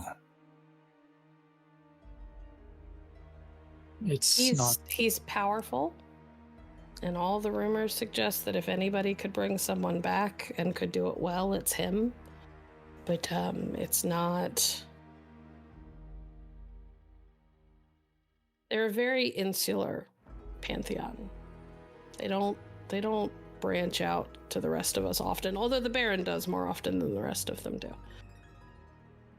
My understanding is that he and your dad used to hang out a lot before he disappeared.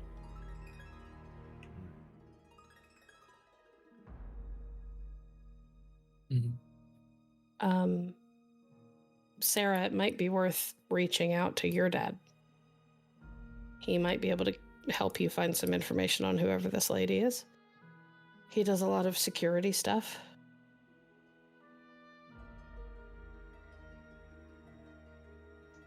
I'll shoot him an email.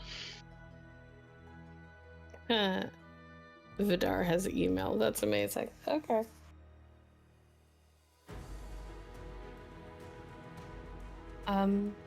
Anything else you guys want to talk about that we need to know?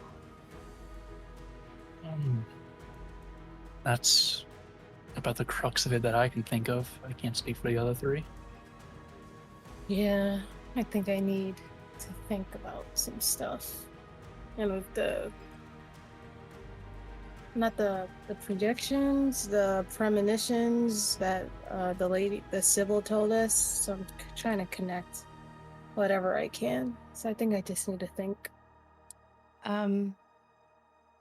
It is about that moment, Coda, that you feel something around your feet. She'll look at her feet.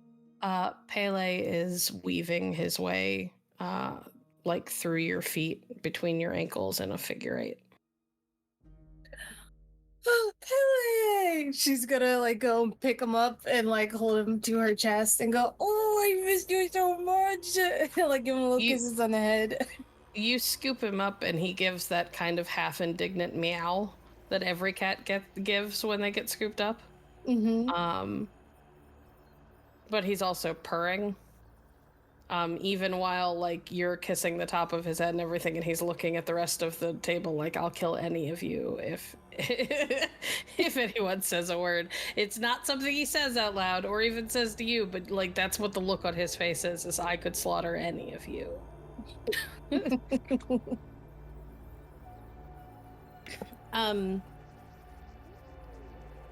Coda is cuddling with Mr. Cat, or Pele, as she has taken to naming him. And it is about this time that the door to the suite swings open. And an absolutely gorgeous woman walks in. Bastet, why don't you tell them what you're wearing today? Okay, well, today, Bastet is wearing, actually, fairly normal-looking, street clothes. She's wearing the black, long, kind of like falls to the knees, dress with all of like the gold jewelry and the embellishments that she was wearing when she first met Coda. She's got beads in her hair and very almost business casual, but with a bit more of that flair to it. She's got gold belts, blue necklaces, and golden rings with big gold chunky bracelets, and she's carrying this gorgeous bag kind of on her side. Following her around her are a bunch of cats of different sizes. You've got a typical house cat. You've got something maybe a little bit bigger, but on her shoulders is a beautiful Persian cat who's kind of eyeing all of them as she kind of steps forward. She eventually shoos the cat off of her shoulder. But they all kind of stay right behind her as she approaches the group. The big thing that you guys all notice on top of how impeccably she's dressed and all the cats surrounding her is that her eyes are this really bright, intense green and have slitted pupils like a cat's. And Net kind of sees her and immediately stands up and bows very low. She's a little stiff about it, like she's trying to be respectful, but is also very awkward because she's just been faced with her new girlfriend's mom.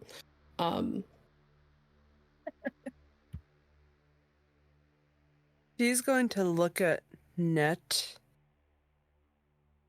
and her eyes are going to kind of lower like how a cat's would when they're kind of like sizing up not a prey, but a potential rival. Not even a potential rival, just somebody that they need to be more on the alert of, and just kind of look her up and down, and then very quickly turn and smile to the rest of the group. Hello. It is very nice to meet all of you. Greetings, Miss Bastet. It is a pleasure to meet you as well. Oh. Hey there, how you doing? Nice to meet you. Hello. Coda. Peril sent for me. Is everything okay?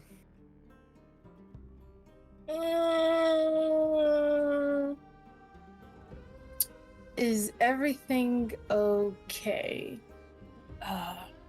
Net sort of clears her throat a little bit. We should we have some calls we have to make about everything that happened yesterday, so we'll leave you guys to it. Yeah. We'll see you all around soon enough. All right. She'll look to the two of them, but then look at Net and kind of give like a small wave. But then Net will go to wave back and then hesitate and then sort of glance at Bastet and then like just lay down and kiss Coda on the cheek and then turn and leave. Decided at the last minute she was going to be brave. Right. I really just called for you because we went to see it. Would you like to have a seat? You can sit with us if you want. You want eggs, sausage, bacon? I am all set. Although if you are offering food, I think I have some guests who might be more interested. And then she's gonna kind of turn back to the cats, and with one very simple, like, finger gesture, she's gonna beckon them to get in front of her. The cats will congregate, except for Pele, who is not so subtly stealing food off of Coda's plate. Cool. Well, sure. She'll kind of be like, all right, well, they can eat whatever they want.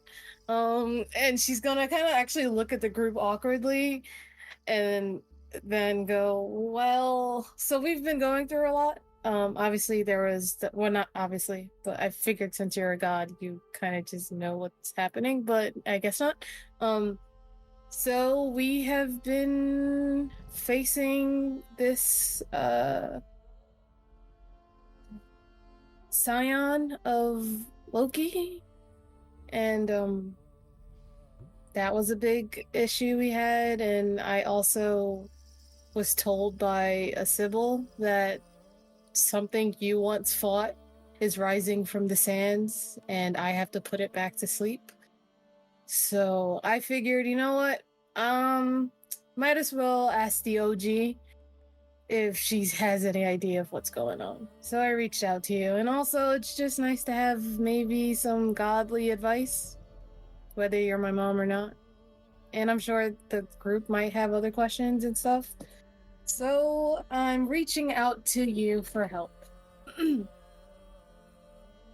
don't have to sound so uncomfortable with asking me for help. I told you when we first met, anything that you need. Oh, so you met a seer, and they told you that that something was going to come out of the sand, something that I had contact with. Yeah, something you once fought in your past, or something like that. Okay. Well, as you can probably tell, being as old as I am, and I've fought many things, I think I might have an inkling of a suspicion of what your seer might be talking about, and if that is the case, so... Oh boy. Okay. Unfortunately, I am not, anything that a seer might prophesize for you is entirely your legacy, your what is set on the path for you. I can give you a little bit of insight as to what it might be. But if it isn't what I think it is, then I don't know how to help you. That's fine. We just need a Blue's Clue somewhere, and then we can move on from there. Okay.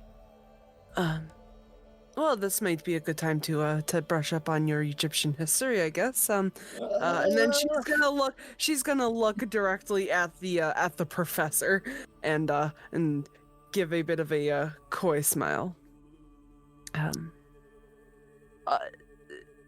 Mr. Bright, is it? That is my name. I know that you are a teacher of sorts. Are you at all familiar with anything called the Sphinx? I'm aware of the Sphinx, yes, from various different stories, Egyptian and Greek as well. Beautiful. So. Oh, the cat with the wig?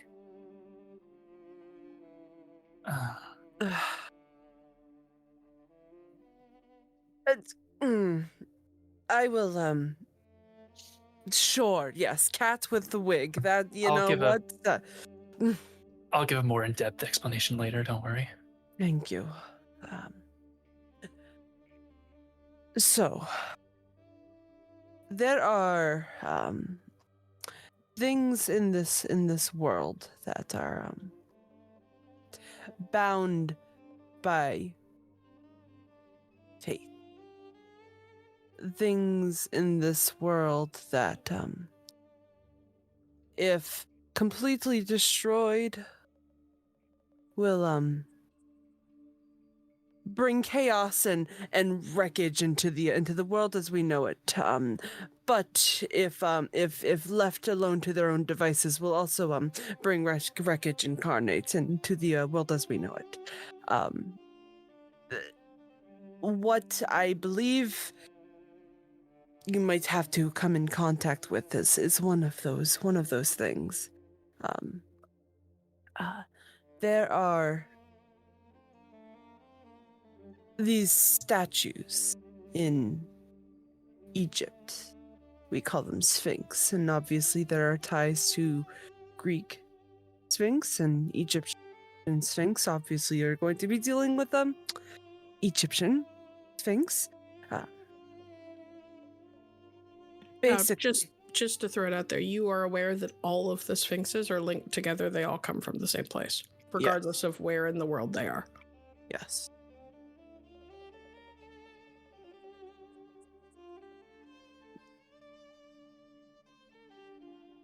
Basically, there are 3 types of them. You know, they are all connected somehow. They all share an intelligence. They're all independent creatures, but they know anything and everything that one of them knows. They're all very Like a hive mind. kind of. Yes.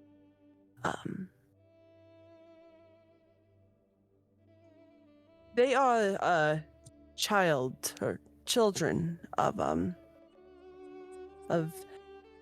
a titan called Sestes. Seshet.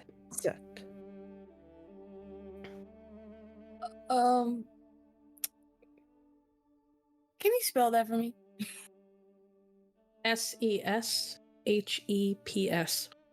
Okay. And Sesheps is not herself a Titan. She was created by the Titans in order to create more Sphinxes like her. Huh.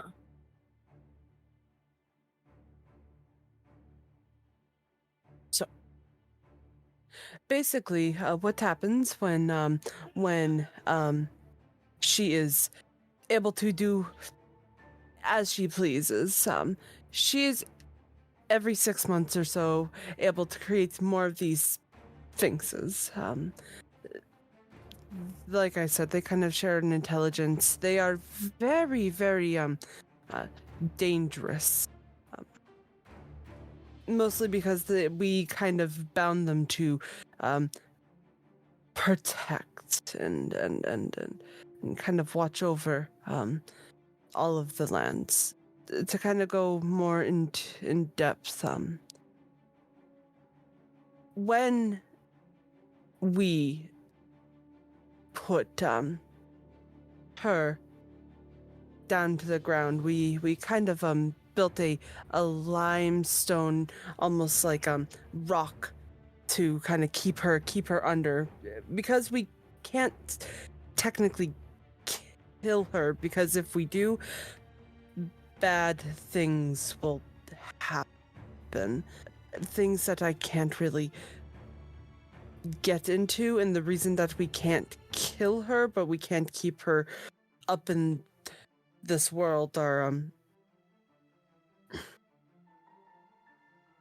things that are best kept secret. So if there is a prophecy that this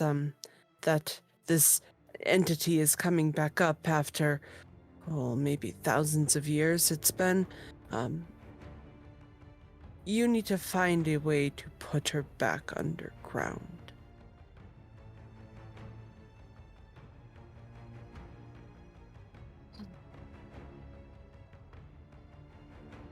But I highly suggest, even as tempting as it might be, do not kill her.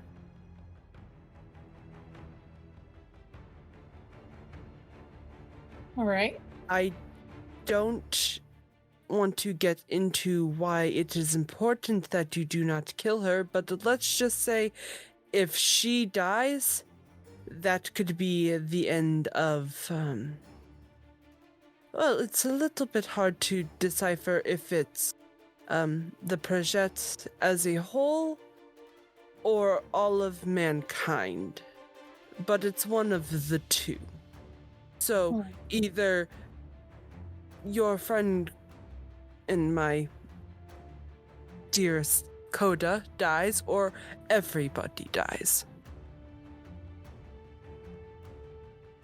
If somebody dares to be so stupid as to kill something as powerful as this entity. Okay. Huh. Well, while I am one for gambling sometimes, I'm not gonna take that bet. So, Yes, both outcomes don't seem ideal. yeah, no. But with the Sphinx, they can be very very useful sources of information. There is something to be said that if you were to awaken a Sphinx and you're able to answer its riddles, you can ask it any question about anything that goes on in the world, as long as it doesn't super impose on fate or the underworld or the higher realms or the Titans. But you could ask it anything. These things are very knowledgeable, very powerful, and if you are good with your mind, I know you're smart. I know all of you are smart in your own way. There's no saying when it will happen. But if your prophecy lies true, it is bound to happen soon. Shit. Okay. Okay. Okay. Okay. Cool. All you need to know is that if you kill these things, fate will have its hands on you, and it will have its hands in a tight grip.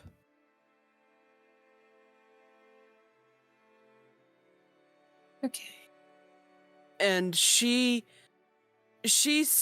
kind of looks at all of you with the look of concern, as both a historical god, but looks at Coda with concern as a parent.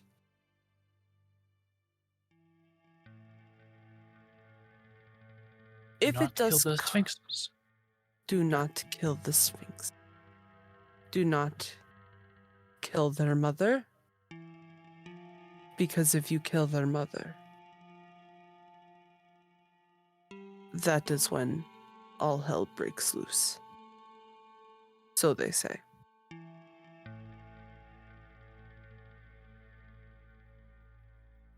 Are you all safe from yesterday?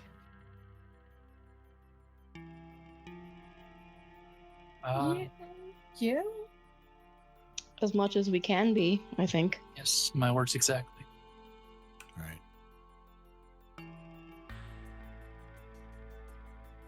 Good.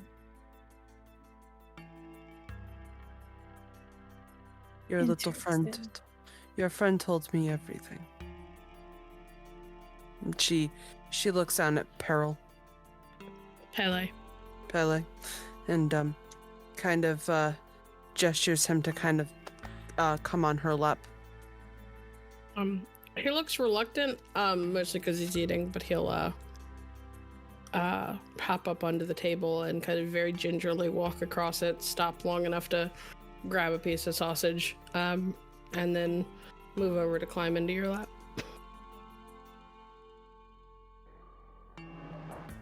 And then when everybody looks at him, Coda just hears in her head, "What? Traveling to other worlds is hard. I'm hungry." Right. Which is, incidentally, Bastet, exactly what he had to do. He had to travel between the world and the overworld to come get you. It's easier for him because of the gifts that you have given him, but it is overall still not an easy trip. Yep. She's going to reach into her bag and just pull out another mouse and kind of dangle it in front of him. For all your hard work. He will sink his claws into it and sort of like scoop it close to him, almost like it's a little hand. And is purring the whole time.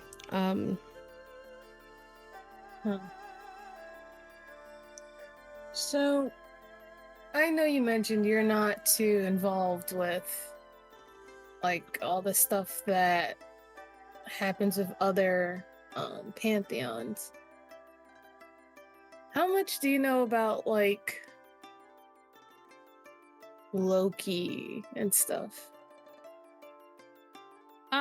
Bastet, you know quite a bit. A lot of it though is because your pantheon was old when the Aesir were born.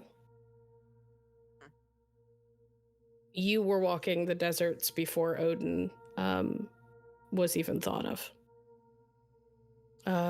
So you know a good deal. You may not understand all of the intricacies, but you know the broad strokes better than most would. If she wants something more specific, or she wants someone who can really get into nitty-gritty from your pantheon, she probably is better off talking to Tote than you, though, because he's your storyteller. He writes like basically every story that's ever happened. Supposedly Tote has written in a book somewhere.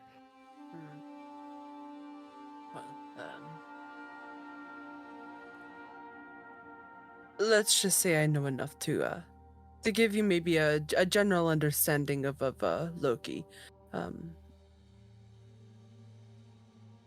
Our lineage are quite old. We were there for the creation of the what do they call themselves? The Aesir. Aesir. So I can probably give you anything general things that I have seen in my times on this earth, on my times in the higher realm. But if you're looking for anything specific, I can set you up with my He's kind storyteller. of he's like a distant nephew-ish. His name is Tote. I can get you in contact, but it might take a little bit. Why? What is it that you need to know about him? At this point, she's gonna look to the group because, Coda. Is there anything specific we may want to ask her? We're a little bit stuck in what to do now that this Scion's kind of working with the Titan spawn to kind of get at us. And we need to off them, but then we also have a zombie face-esque, but not what's her name? Well, we don't know her name yet, but pretty much there's two people that's controlling Fenris wolves that's fighting us. One is Loki, one is we have no clue, and we're kind of wondering what's the next step to take them out, because one apparently knows every single step that we're taking, and I don't know how that works, but that's a thing that's happening. And the other was really good with knives, but was apparently kind of half dead, but not dead, but able to make us, or at least Kris here, not want to fight her. So I guess I just want to know whatever information you can give us. But if my group has any other specific questions, I'd gladly hear it, because I'm not too much of a thinker in this capacity. Admittedly, I'm in a similar boat. I'm finding myself a bit stumped here. We have pieces of what we need, but lack some critical ones on what we should do next. Well, we have a very basic understanding of what might be a command structure, but otherwise, we're seemingly against an army of wolves who could probably kill us by breathing on us hard enough. I think we deserve a little bit more credit than that at this point. Yeah, we did escape them, and then y'all did blow them up, and then Sarah did kind of command them to, literally told one to sit, and it just, well, she didn't say sit, she said stay, but, it's pretty much the same shit. Training dogs left and right over here. But still. Well, at least from where I'm standing, we lack strategy when it comes to facing them, because last time we made it because we ran, but we may not have that option next time. True. Well, Fennec wolves. Unfortunately, dogs are not my preferred animal. But this person that you are that is following you, this you said it was a child of Loki? Mm-hmm.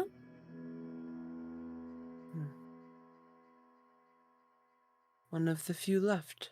Interesting.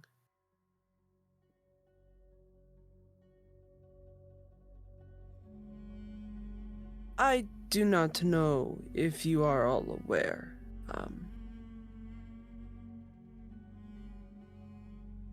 Many times, Scion will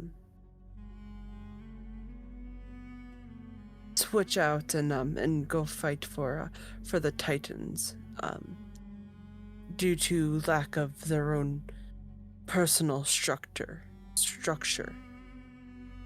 Many times they do it because they either don't have the proper guidance, were never given a visitation, but not everybody is as lucky as I assume all of you have had your visitation by now? Sarah will nod. Yeah. Indeed.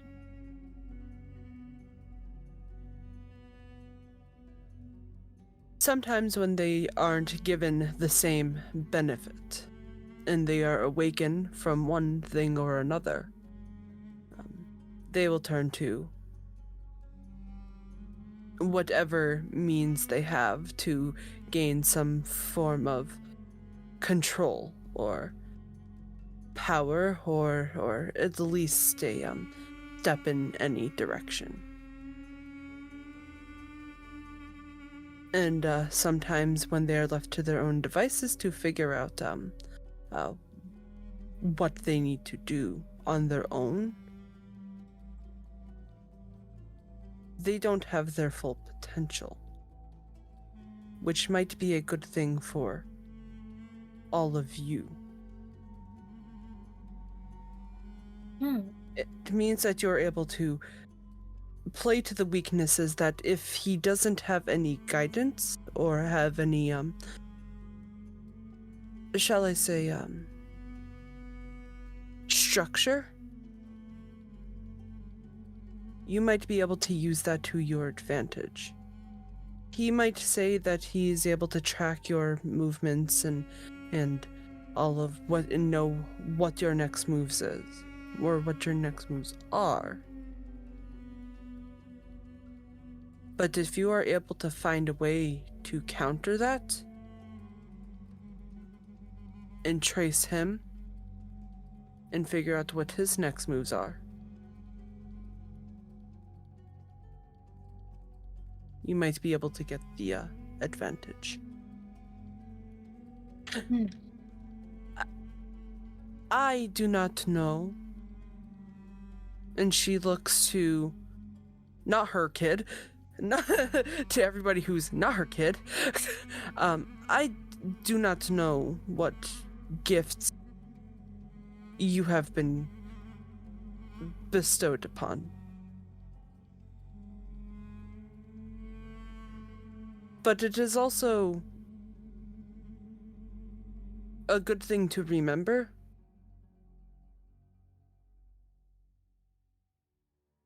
that when you work as a team and are coherent in our understanding of what one another brings to the table, it's easier for you to plan versus somebody who has the need to take control.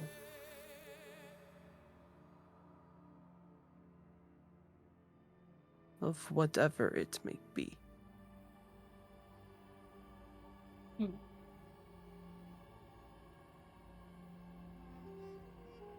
Alright. I see.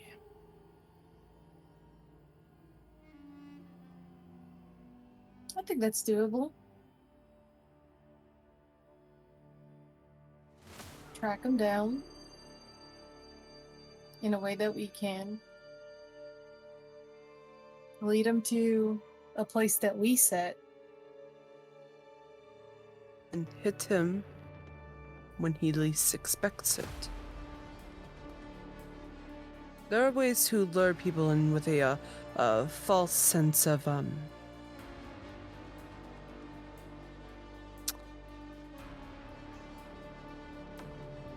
compellingness or willingness to work with them. You need to have the right type of manipulation to get an upper hand.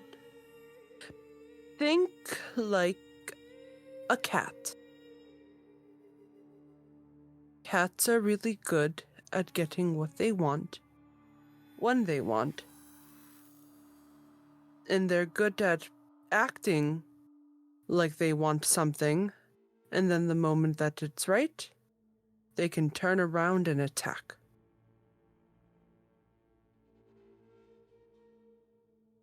I'm gonna look at Coda directly. Think like a cat.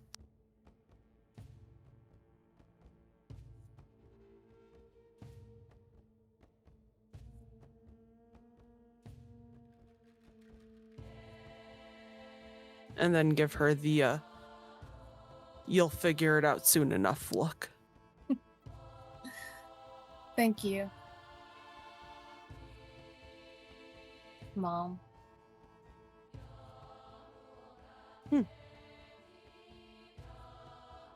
And one more thing, just as a general, just little notice to all of you. I am always watching. If things are bad enough, I will know, and I will try to help. but I am always watching.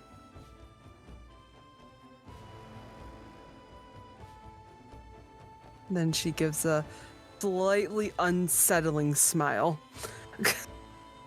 before leaning back.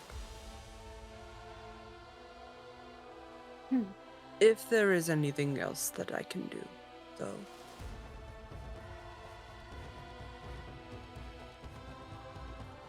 please say no.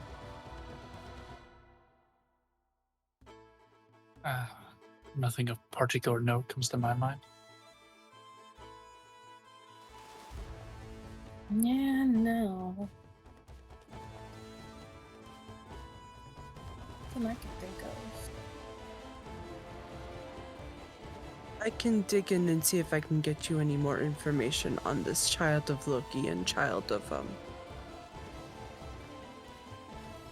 Yeah, we have no clue what she's a child of, so we'll figure it out. I've got libraries upon libraries of different stories of different walks of life, and I am sure that I can find some sort of information. And if I can, Any spy is good at hiding.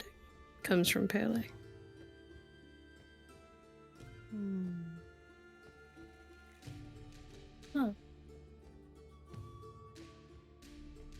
I've got my ways.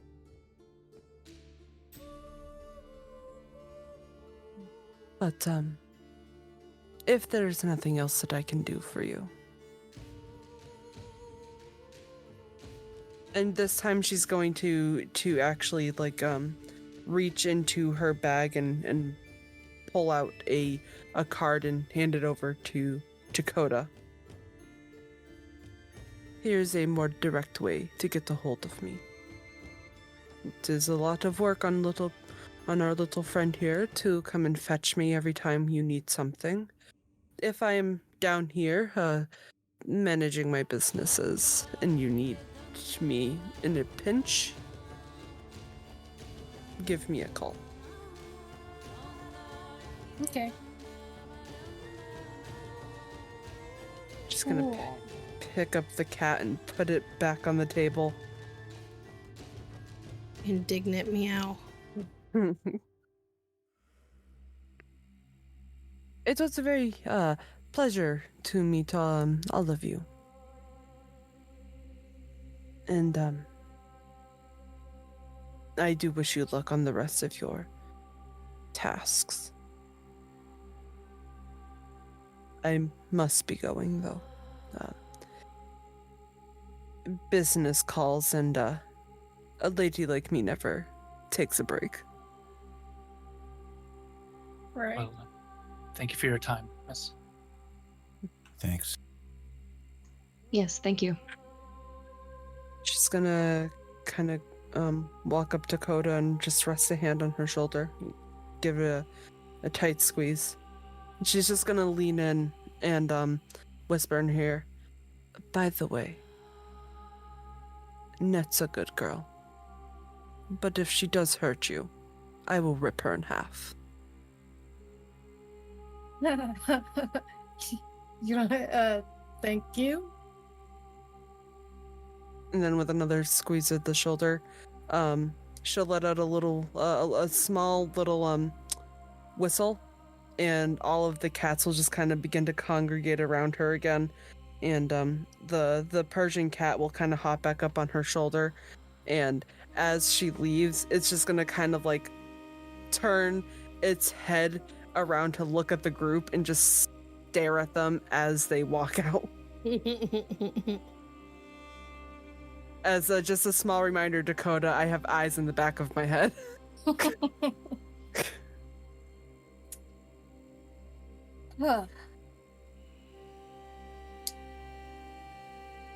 Well, that was my mom. Yet again, someone else who's watching us all the time. Yay. Yeah. She makes quite an entrance and exit. Mm-hmm. I think I have an idea, though. Yes. So, I'm not sure how much this Stefan guy would fall for this. But, and she's gonna look to Kris, let's say, man, Artemis just isn't doing it. And you're like, I think I'm gonna go to Loki. Man, if only there was someone who would understand my strife. Because, fuck that group I've been with. I need someone who can really help me out. And she's gonna kind of like make a face that's like, are you guys following what I'm saying? I am, yeah. I'm not the world's best liar, though, so. This is true. No offense. None taken. It's a good plan for the drawing board, but I think it would be best if we come up with as many ideas as possible and narrow it down from there to figure out what might be the most ideal. Perhaps we could play on his pride somehow. I could help with that. I assume that the feelings of, general distaste that I get whenever I hear the name Loki goes both ways. Maybe I would be a more interesting piece of bait. And I'm not horrible at lying. Unfortunately. Coda, you hear in your head Pele's voice go, didn't the Sybil say that Kris would have to make a choice? What if it's less about him saying that it's not working out with Artemis and broaching it as wanting to figure out what his other options are?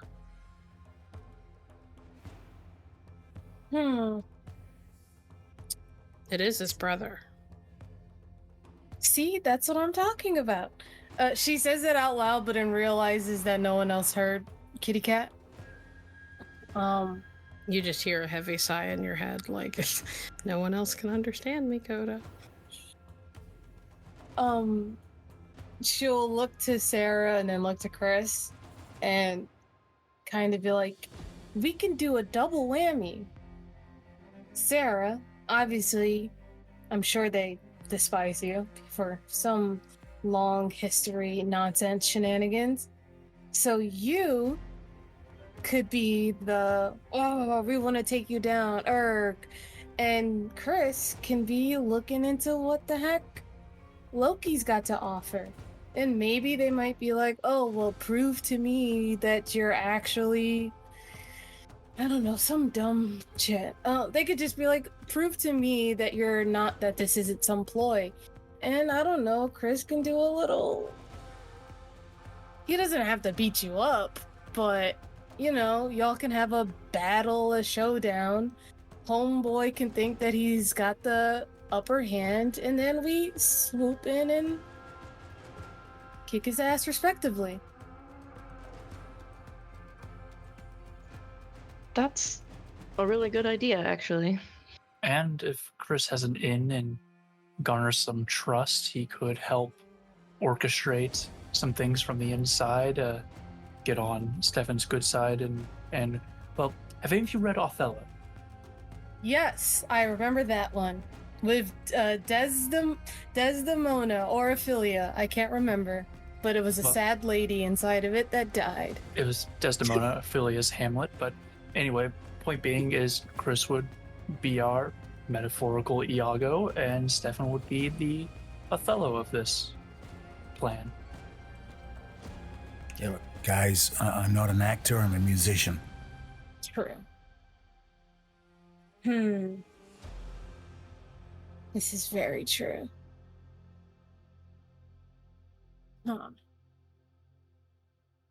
Maybe you don't need to lie. Perhaps you just leave out certain parts of the truth. Technically, that still counts as lying. Yeah. Legal samples. Sarah would know.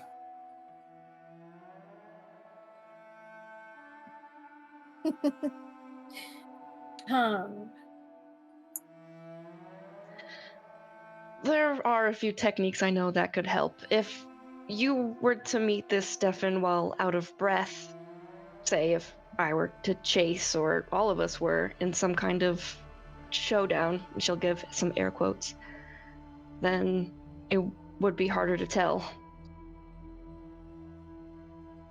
Last time I met him, though, we didn't kind of leave on the friendliest of terms, so what's going to make him believe that I've suddenly turned against all of you guys? He won't have to. He'll just believe that he suddenly has the upper hand because you're being chased. By us, hunting a child of Loki. Exactly. Does he know that we know No. you are Scion? If he doesn't, No, he then doesn't. perhaps we can go based on the story that we found out and turned against you.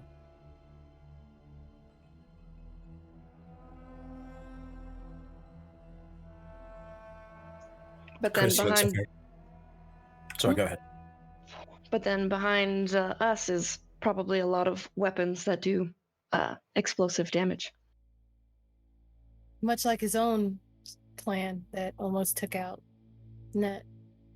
What were you saying now, Kris? I can say that Kris just looks very unhappy at all of this. How do we make this? I'll say we're not going to force you to do this plan if you aren't for it, Kris. We're just sort of workshopping at this point to see what we could potentially do. If it's something you're adamantly against, we can find another option. Yeah. Only as much as he's going to see right through me, like, instantly, because I'm not a good liar, so it's not a matter of, omitting the truth. I'm just no good at this shit. I'm not so sure, since we're playing on his resentment at this point. He resents the other Pantheons, or at least the Aesir at the very least, for his treatment as a Scion of Loki, by pulling on those emotional threads within him by saying, we turned on you because we found out. He may be too angry to notice your lies. And That is the maybe best hope. we all have different abilities. If we do enough things that can possibly lower his, his attention, or whatever would make him see through our lie or your possible lies. If we do enough things to kind of whittle him down, maybe, it'd give you a little bit more, / whittle him down / buff up your lies. You know what I mean? I think you all are overcomplicating this. It's Pele. Pele? Okay. Mm-hmm. Pele says we're overcomplicating this. Why did he reach out to Kris and nobody else?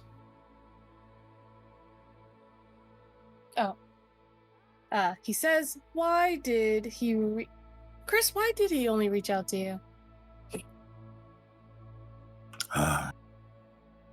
Probably because I was the only other Scion of Loki, and he wanted to appeal to that. Because you're family. Yeah, but I pretty much told him to fuck off, though. That doesn't necessarily mean anything. If he's living the kind of existence that one would expect from a Scion who knows that they're a Scion and whose divine ichor is activated but was never claimed, and is having to live among people who aren't even people. Coda's relaying this, but in the most roundabout way possible. When you are kind of dancing around it and not being straightforward and just repeating what he says, he nips your arm and looks annoyed. Like he's trying to make a very specific point and you are making it difficult. I think Pele's saying, Stefan is reaching out to you because he's lonely. Because he's lonely, I guess. So maybe you have an upper hand? That in mind, sounds like he may be desperate. He may not even care that you're lying. He wants that connection so badly. I think he at least might be open to speaking to Kris again. Because he knows that Kris is probably one of the only living connections he has in the world. I mean, the Fenris Wolves are technically family to any Scion of Loki, but it's not the same. In that case, we might not even need to trick Stefan. We just more or less say that you want to talk to him again. You get to pick the location, and he walks right into a trap we have set up.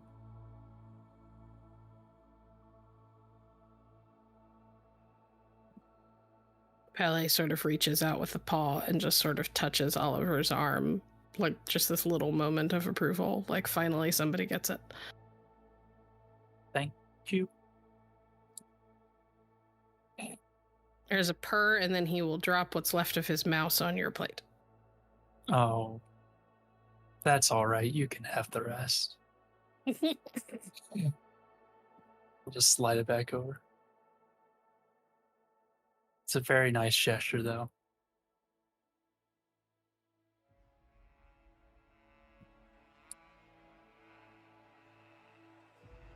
Yeah. Well, it's something we can put on the list. But let's also think about some backups to our backups, to our backups, to our backups. Indeed. Backups. Because we can deal with this guy, but what if... What's her name? He brings an army. Yeah, or his the lieutenant. lady's waiting in the background. We don't know if she has this weakness. Well, she probably doesn't. Regardless, the merit of this revised plan is that you wouldn't have to lie to him at all. You just say you want to see him again, and that is very true. We do want to see him again.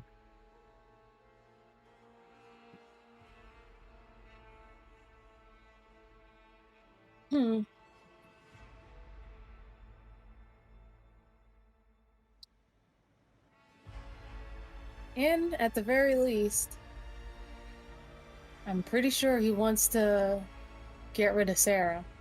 So. Yeah, he does. Cool. Good to know. Yeah. Yeah, you more than anyone else. So we got two I hate to say this, but two baits. So we can work on the bait part as we're working on this. We also got to think of where to bring them and how to get it ready to, well, explode. Although I'm not really a fan of buildings exploding, because not only is that, like, obviously, sure, we're getting rid of this guy, but now that's ruining the neighborhood and possibly others around us could get hurt. And I get it that we're taking out this big bad, but also there's still the humans that are living their everyday lives that could be fucked up, like, because of this nonsense going on. So maybe we shouldn't ruin the lives of people who have no idea of what's going on. Just saying. Agreed. That could be like the home of some like homeless people or some people that... You could also talk to Net and Karim. I'm sure one of them knows an expert in explosives who could probably set up a controlled explosion. This is true. Right. You guys didn't hear that. Pele said we could probably reach out to Karim and Net about that part. So I guess we just gotta figure out what's our next steps. Now, I think we have something like it. We have some things taking form, but then we also have to consider how these Sphinx come into play. Ugh. Apparently they're tied to our prophecy somehow. And we have to answer a riddle. I think that's the hardest part in all of this. She says this, but she's also like joking, obviously. Angels and sphinxes and wolves and sad brothers. Goodness. Oh my. Oh. Pele sort of looks among all of you before Coda hears. The Sphinxes, while part of your prophecy, may not have anything to do with the Fenris wolves. I'm sure all of you heard things that were specific to you. Not all of those things are necessarily associated with what is happening right now. It is just things that will have meaning for you at some point. I find it difficult to believe that Sphinxes would be tied up with the wolves.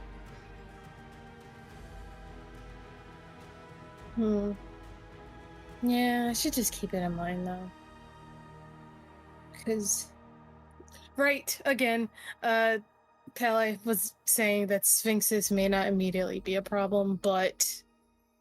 Because technically we all did get, like, some spiel told to us. But, you know, I'm gonna still keep it in mind.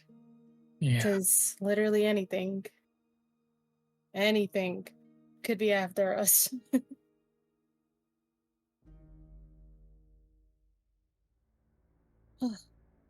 All right. So Yeah. we Our next learn. step. Let's assume we're doing this plan. What's our next step? Find a way to contact him? Organize it?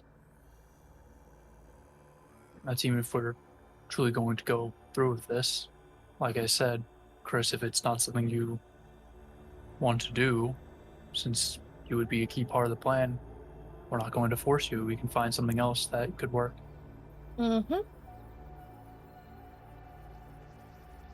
Well, I mean, as I said, you only got to speak to me for like 30 seconds and realize I'm lying, so. Did he give you his phone number? Yeah, he also texted me the other day, and I didn't give him my number, so I think he already got our numbers anyway. But like I said, you wouldn't really need to lie to him. You would just say you want to meet, and then once he gets into the proper location, we spring it on him. Not much conversation would be needed. Well, if it's something you want me to do, I'll do it. Well, I guess before we get there, well, either person who would be the bait, we gotta know what his plans are. So maybe that's what we focus on now, is figuring out where he is and what he's doing.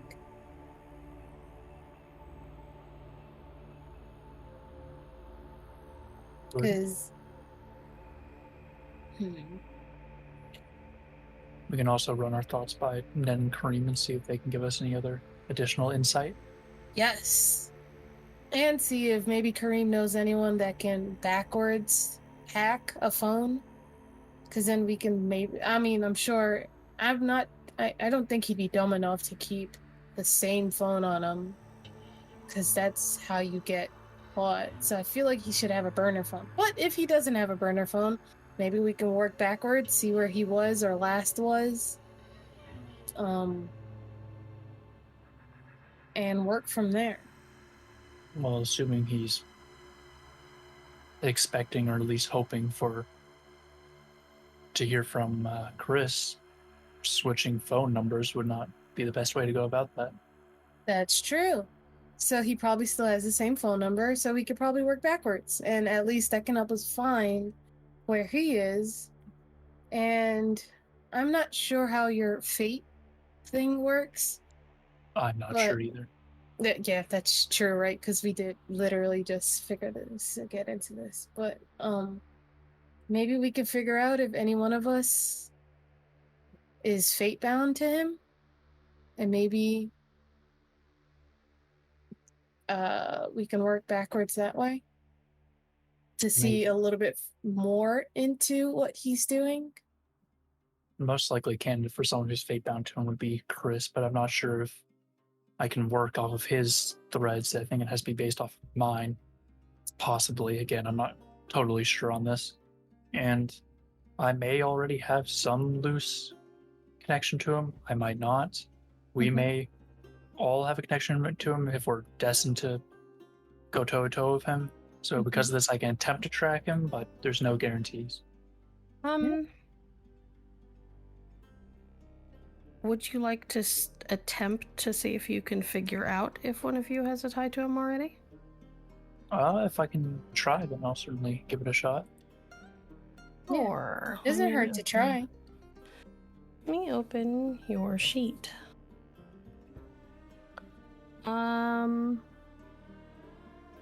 Well, you have unlidded eye, yes? Yes.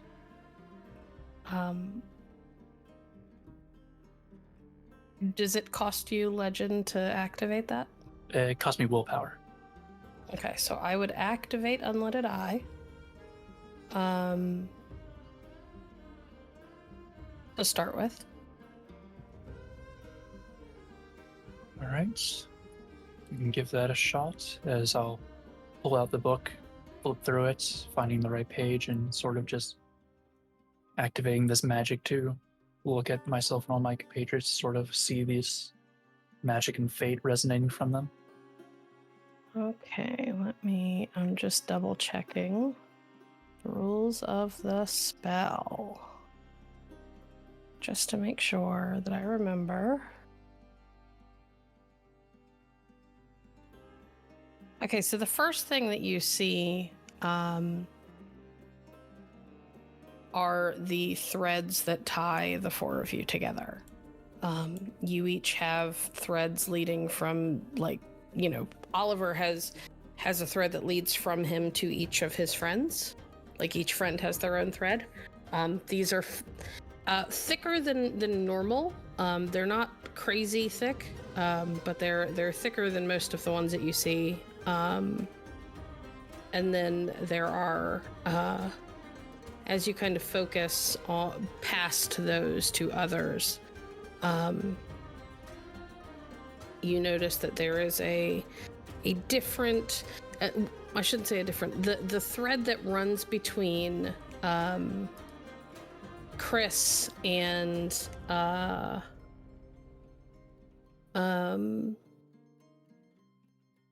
Kris and Sarah has a little something extra woven into it. Like it's a slightly, it's like it when it was braided, it's a braided piece of rope, and when it was braided, part of what made it is slightly different than all of the other fate threads. You can tell that Kris has a new one that you have not seen before. One could assume it might be tied to his brother because they've met now and had direct interaction. And it was not there yesterday, the last time you looked at him in this sort of context. Which was before the big fight, and before meeting Stefan. Well, I can say Kris certainly has an additional thread. Due to that, I can assume based on context clues that it likely leads to Stefan, but there's no guarantee. It's not like I can see him here.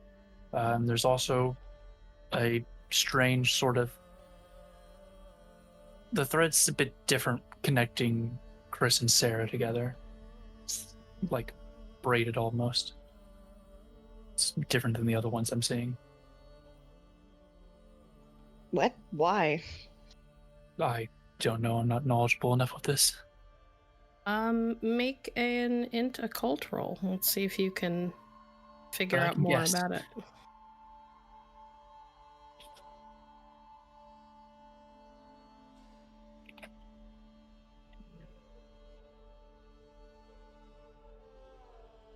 Eight successes. You're reasonably certain that it's because Kris was born a Scion of Loki, and Sarah was born a Scion of Vidar. This is not to say that she's like fated to kill him or anything like that, but they have that inherent tie just because of who their parents are. You have to remember that Vidar is not only the one who is supposed to kill the Fenris wolf, but he's supposed to be part of like one of the main forces that kills most of Loki's children, and potentially even Loki himself. In right, Ragnarok, like there's Vidar's responsible for a lot, and so this is probably just because of that close tie in the legends, less so than them personally. Best guess is it's sort of like a bit of discord due to your parentages, but it doesn't really mean anything in regards to you two specifically. It's sort of just a heritage thing, or my best guess. Oh, okay.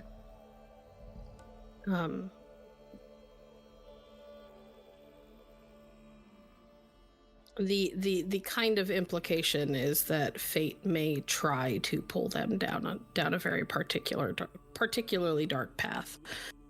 It is such a minor part of the overall fate thread that it's probably not going to be a powerful enough pull if they don't want it to happen, that it won't. You know what I mean?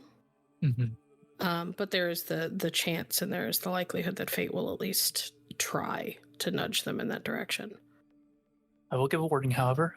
If at some point in the future you start to feel the need or obligation or desire to kill each other, don't.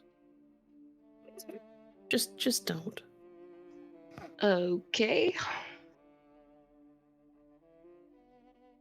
Or at least let us know. I will. Yes, anyway, main points. There is an additional thread connecting Kris to someone or something, and I assume it is Stefan. So out of all of us here, he is very, very likely to have a connection to him.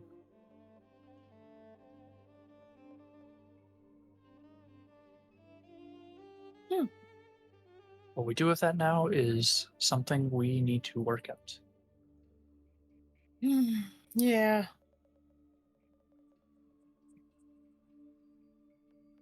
Okay, so we have a way to see somewhat, which again, that's really cool, I must say.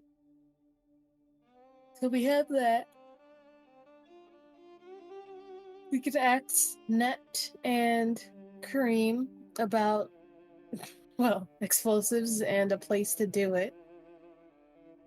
We're working on a way to have decent bait that works for all of us. And then I guess the other thing we have to think about is the wolves and our surprise. You said there was, saying this to Sarah now, you said there is probably like a hierarchy in their rankings and such. I mean, probably. Just an educated guess. Gotcha. So then we also have this other possible Scion to deal with. They may not be as, I don't want to say foolish, but you know what I mean. They may not be as easy to fool with our... Maybe. Or maybe not. We don't know a whole lot about her, but from what we do know, she was quite trigger happy, so we could use that against her, similar to how Stefan used it against Net. That's true. So we get them in the same place, which we could be a little bit... we can ask Net to see how did he fight, because it looks like he just fought with tricks, but we don't know how physically he... Well, Oliver saw how he fought.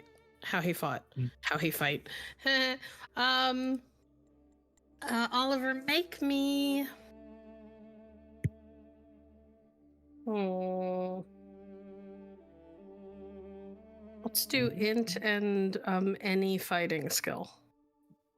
Int and any fighting skill. All right.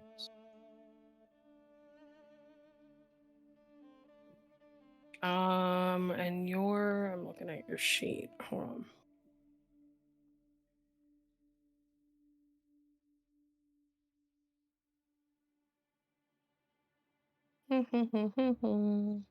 That's 6, but if there's something else I need to add. I will allow you to use intellect if you would like. Your virtue. Yes, or not virtue. Yeah, virtue. Sure. Let me just make sure that was the right number of. 4. Yes, that was correct. All right. That's a lot of 10s. 9, I think. 2, 4, 6, 8. And how many epic ints do you have? 2. 2, 4, 6, 8, 11. Or 10. Yes, 10. He fought with daggers, I believe. Let me just double check his sheet. Goodness, I've got so many things open. I apologize, guys.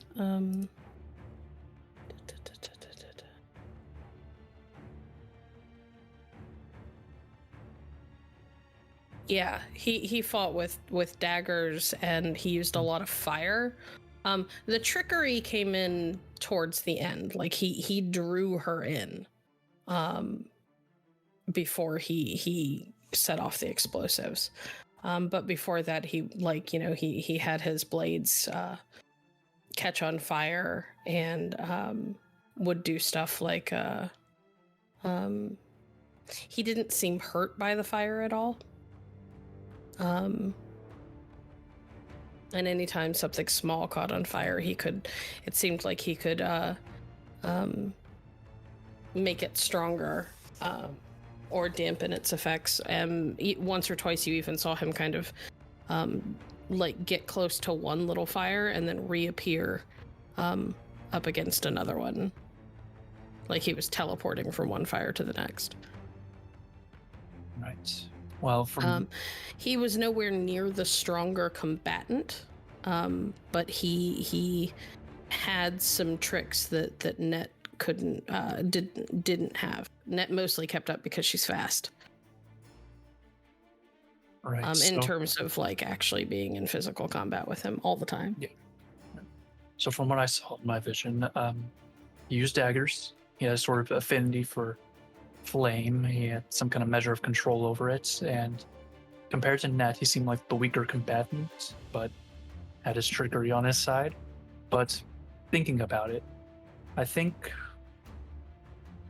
the bait, or using Sarah as a bait in regards to him, is not the ideal one. I feel as if he has a certain level of competency to not get swayed by that, and Kris would be the stronger choice. However, the other woman spoke to Sarah directly. She seemed particularly bloodthirsty towards Sarah, so using Sarah as bait against her, however, might be far more substantial in effectiveness. I kind of just want to know what I did. I don't know if you did anything. I think you just simply exist.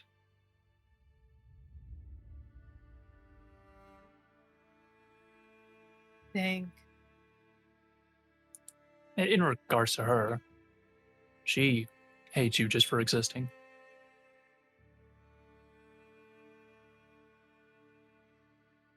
Sarah just starts rubbing her temples.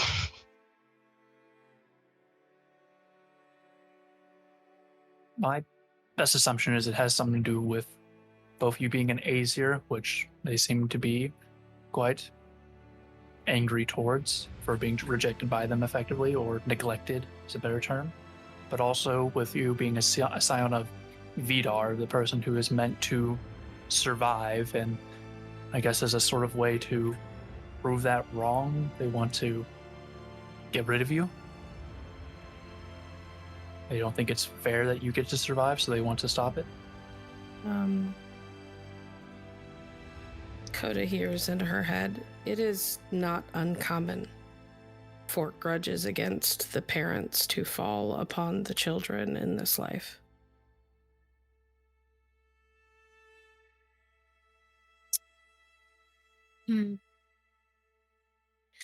That's some dumb shit. Pretty much, Pele was saying it's not common, or it's not uncommon, for the kids to kind of, hate the... Pretty much they carry on whatever their parents hated each other for, the kids do it too. Kind of like what Net was, maybe even a little bit like what Net was talking about with like the guy and the girl, and then every time she's always getting chased by Titan spawns and he's always saving her, and then they're in a couple. Seems to have something to do with this fate just makes things happen kind of situation. So I guess hopefully it doesn't happen where you one day want to kill Kris, but I guess we don't have to think about that right now. Kris is no longer a scion of Loki. Well, he never was, because Loki is not here to claim him. So I do not believe that it will ever come to that unless he turns his back on his new parentage. Alright, well. Point being, for the here and now, she has a grudge against you, Sarah, and we can use that to our advantage.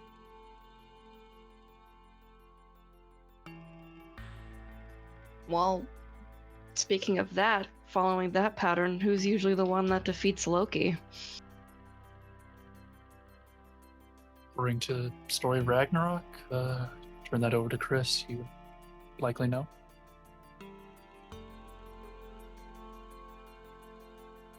Fiddle's Vidar that does that. No, it's Heimdall, out of character. Well, whatever. Coda definitely doesn't know that. I think Damien might be dealing with the fact that he's not feeling super well. But Pele will kind of... Coda will hear the sigh in her head. Heimdall kills Loki. Vidar kills most of Loki's children.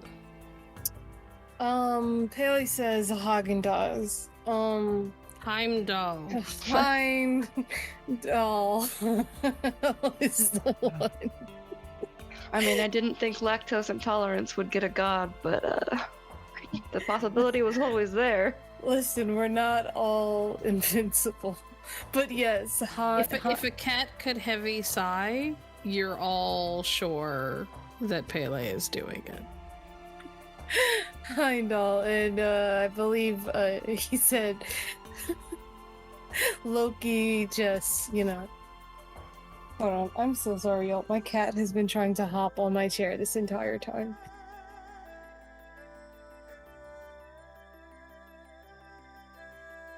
Yeah, but I think it's just Loki who just kind of or not Loki, Vidar just kind of got rid of Loki's kids, pretty much. And eventually, hopefully, maybe Loki. But it's the other guy that got rid of Loki, supposedly. Still, point still stands.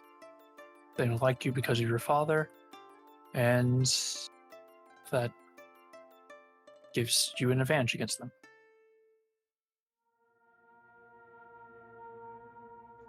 Well, I guess we've kind of figured out how to rope in Scion guy, but what about the rest of the wolves? That is a concern. If they were to bring all those wolves with them, maybe the explosion would help take care of them, but if not, that's still an army we have to deal with.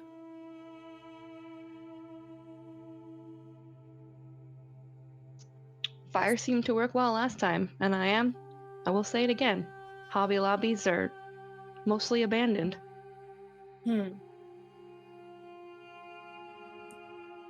This makes me wonder, can other, and she's asking this to the group slash, yeah, no, she's just asking it to the group. I'll probably ask Net too, but can other Scions tell if other Scions are, other people are Scions, Sometimes.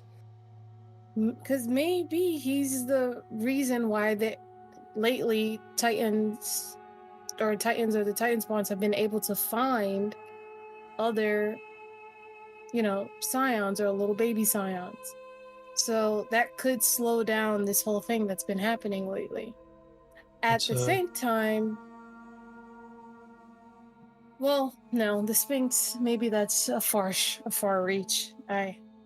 Maybe that's just a far reach, so I won't say that one. But maybe, but you might be onto something. My stone, at the very least, lets me know if other Scions are in the same pantheon as I am, but knowing just if someone is a Scion at all, that's likely a skill that some may have.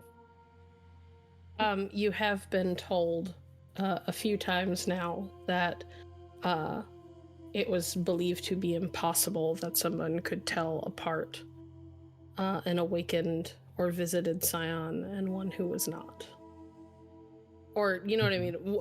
It was believed to be impossible that somebody could tell that someone was destined to be a Scion or had the potential to be a Scion until recently.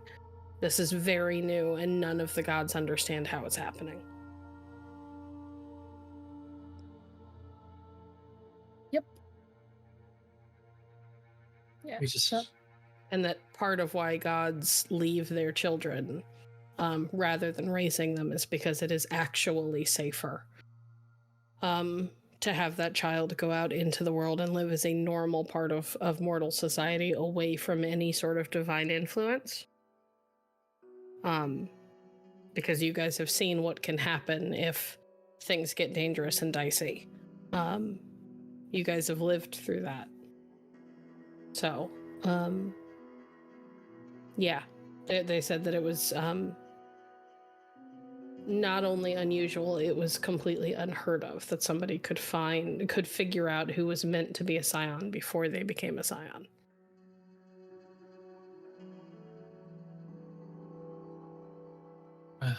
Just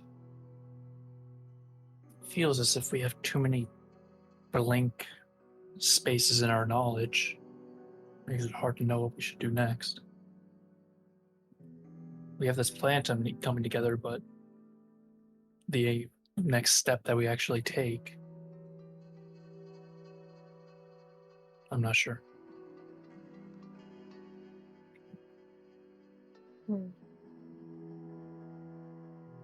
Well, at the very least, our next step could be just talking to Net and Karim.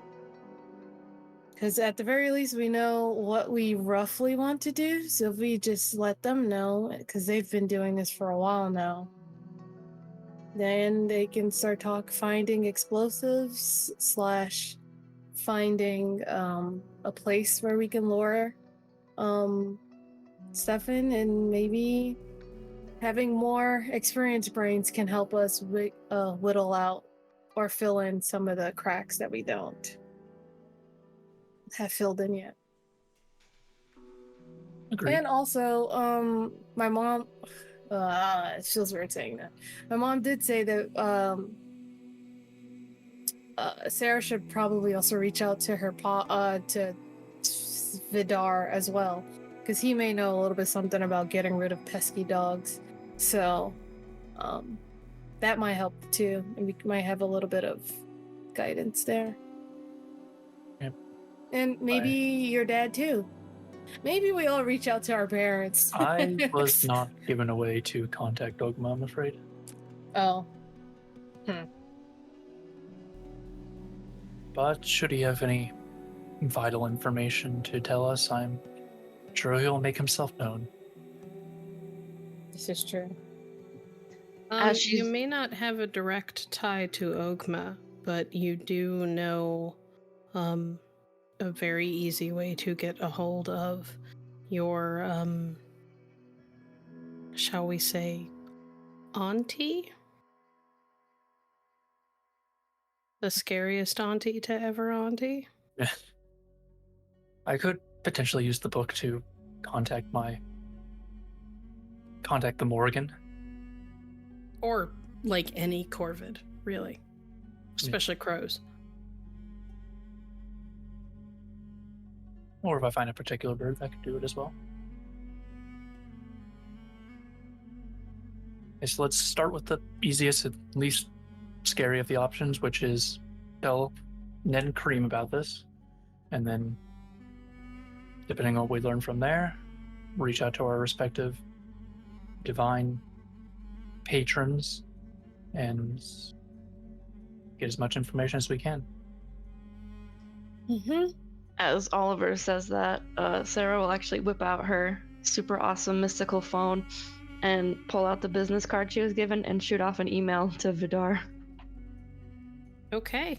I assume that between sessions you will let me know what the email says. Or you can say it now if you know exactly what it's gonna say. Just very short in business format. Hello. I hope you're having a good day. Comma. Enter. Get the chance. I have a few questions and would like to speak. Period. Enter. Very respectfully, Sarah Baxter. And send. Good lord, Sarah is so boring sometimes. Okay. Cool. You send off your email, assuming that it will end up with your father at some point. I look over her shoulder. Oh, yes, very good email. Nice professional structure to it. There's not a single emoji in it. You don't put but oh my god. In a professional email, no, you don't do that. You sure can. I've seen it before. Come on, You're not supposed to. With the times. Says who? It says just business etiquette. Right. Yeah. As a general reminder, I'm not sure if Sticker remembers this, but you did get a call from Karim last session, so you have his number. Oh, I did not remember that. Nit doesn't have her phone, but Karim has his. Cool. So then she's gonna text Karim and go, "Hey, my mom's gone, so you guys can come back now. We have a few questions and possibly question mark, some ideas and or plans, and we'd like your input. Heart emoji. Cool. See you soon. Bye." Good lord. Karim? Karim texts her back in all caps, "Excellent, well, I'll be right over," with 6 exclamation points and like next date. Oh my god. You know, this person knows how to text. Karim texts like an old man.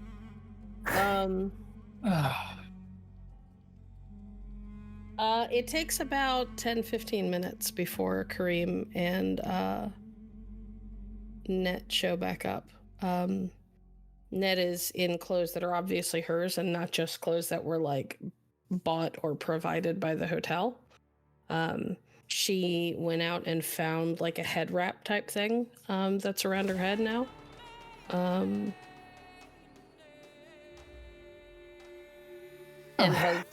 has utilized some makeup to do things like fill in her eyebrows so that she doesn't look like a naked mole rat anymore. Well, covering up explosions and Fenris chases is exhausting, but I got the Dixie Mafia to take the blame this time. So that'll be fun. So what's your question? Well, it's like, we don't ask questions when he says things like that. We just accept it and move on. Safer for everybody. Right, yes. Effectively, we are putting a bit of a plan together on how to lure in these Scions working for the Titans and wanted some feedback on it. Okay. So where and how are you planning to lure in these Titans? I mean, these Scions that serve Titans? That's still being workshopped, but effectively the plan is to use Kris as bait for Stefan and Sarah as bait for the other woman to get them into an ideal location and potentially do what Stefan did and blow them up. Well, that sounds like a very easy way to get yourselves in trouble. Would be. Is that your whole plan? Not exactly. That's just sort of the Cliff Notes version. Yeah, that's the skeleton of it. We need the guts and the skin and the clothing. This got really morbid. So what do you guys need from us? A safe way to do an explosion that's not the dumb thing that Stefan did, because while yes, we're Scions and we're saving other Scions, there's also everyday people that are living their everyday lives that I'd like for us to not fully interrupt and or harm.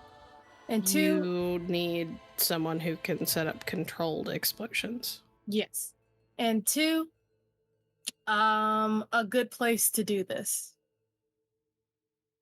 There's plenty of other more steps we're going to need to work out, but without either of those, the plan doesn't really have legs to stand on at all.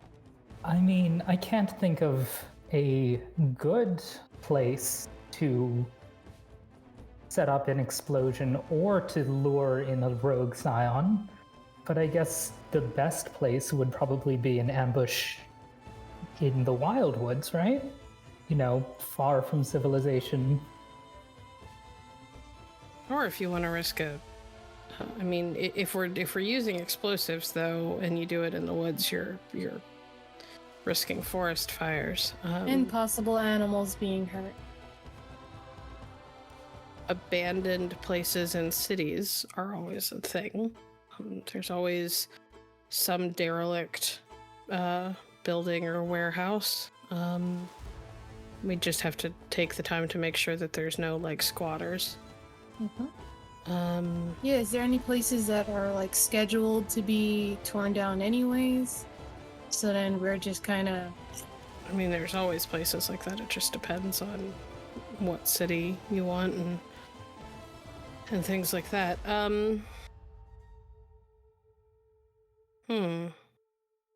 My concern is how do we make sure that you guys don't get caught in the explosion? I was thinking the same thing. Since the plan is to lure Stefan in with basically Kris claiming that he wants to talk to him, and then lure the other woman in just by saying Sarah's really there since she seems to have a grudge.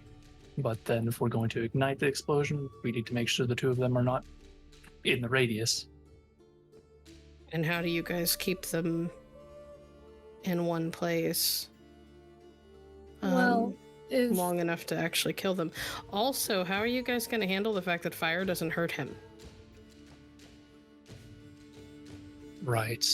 There was also that. Fire doesn't hurt him. No, he has control over it.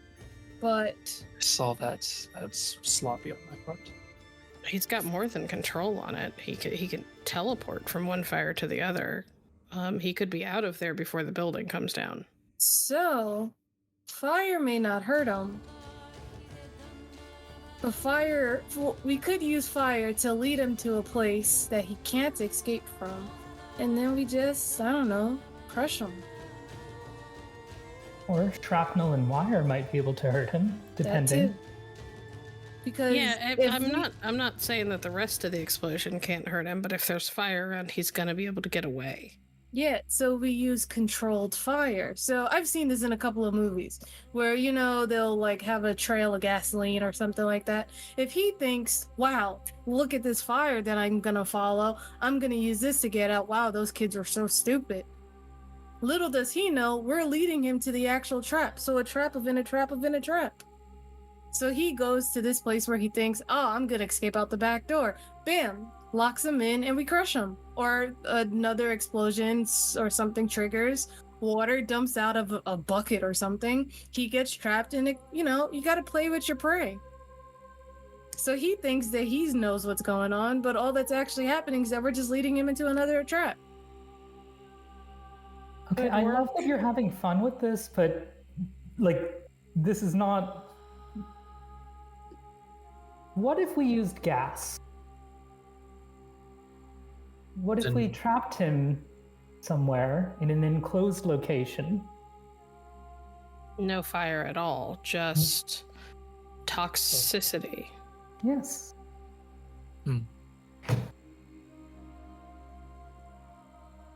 Not a bad thought, but we don't know if he's tough enough to handle poisons. That's one of the biggest flaws with fighting one of us is you never know what someone is truly capable of, especially from a physical perspective, because you can access those physical parts of your gifts without even having relics. We also know that, at least compared to Ned, he's not as good of a combatant, so if we find a way to negate any way for him to move about, hinder his mobility, so snuff out all fires, we could just fight him the old-fashioned way. You could trap him, yeah.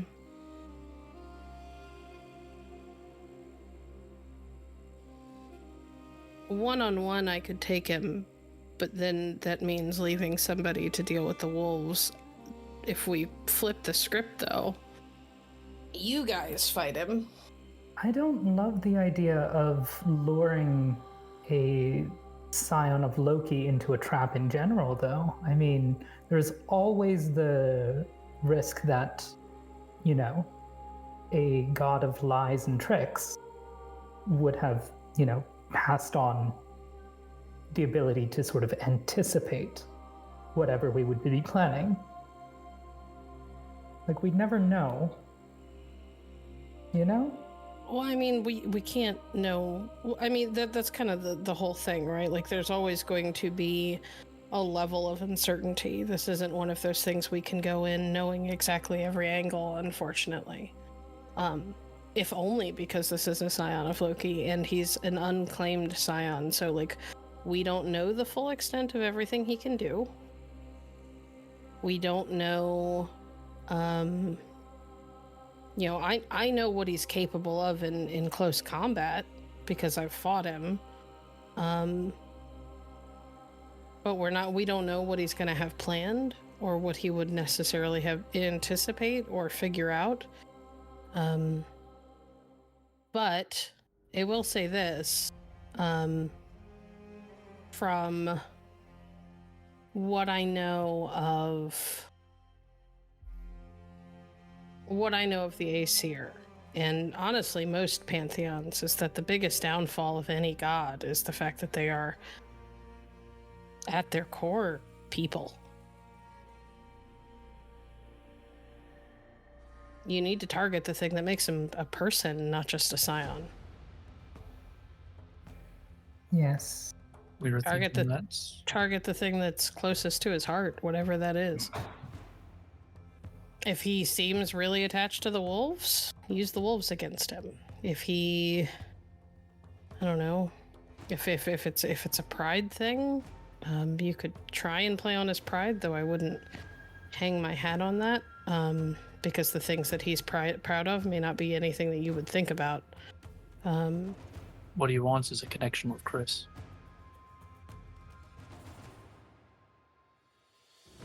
I guess that makes sense. I mean, he ended up with the Fenris wolves of all the Titan spawn. They're direct descendants of Loki themselves. They're effectively his, nieces and nephews.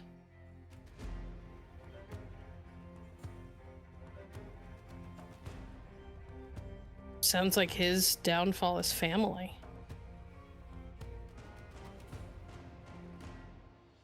At least that's where his interest seems to be. If he reached out to Kris specifically and wanted that connection, I'd guess that it has to do with family.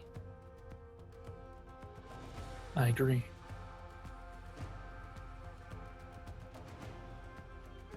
So how we use do we that make use of against that, aside from using Kris as bait? Yes. I had a thought to threaten him, but I don't enjoy the thought of that at all. I don't want to say, do what we want, or I'll kill my friend. I don't think he would even believe a bluff like that. Nor do I want to pose, Maybe not from you. but potentially from Sarah. She's looking at Karim. Or Karim. Never known anyone who could sell anything the way that Karim can. And if he thinks that we're after Kris, he's a lot more likely to be scared for him. Yeah. And it means that the rest of you can stick together. So you'd want me to parlay or to threaten? Make the threat. Yeah. Yes. I can help. Say that I found out about their family connection. I'm not much of a liar, but I'm always with you, so it would stand to reason that we'd be working together. Well, the worry is that Kris doesn't find himself to be much of a liar either, and feels he might give it away. Kris doesn't have to. Well, I mean, he might have to, lie in a text message, but it's a lot easier to lie in a text message than it is to lie in, person or on a phone call. Kris, we're not going to be lying. We're going to be economical with the truth. No, that's lying. Yeah, we've already been through that. Oh, well, it was worth a try. I more or less tried the same argument, but he's firm on the matter, and I agree to an extent. Are you entirely against us doing the lying for you? I mean, I don't mind lying full stop, but I just can't do it myself. Then we do the lying. You send him a text message, we can tell you exactly what to say. And then from there on, all the lies come from Karim. You guys stick together, which I think would be less suspicious than you suddenly all turning on one of your own.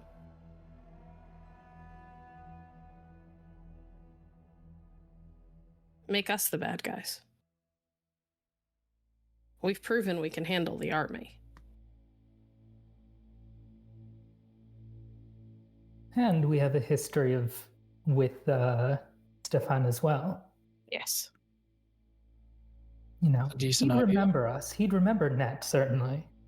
Oh, he would.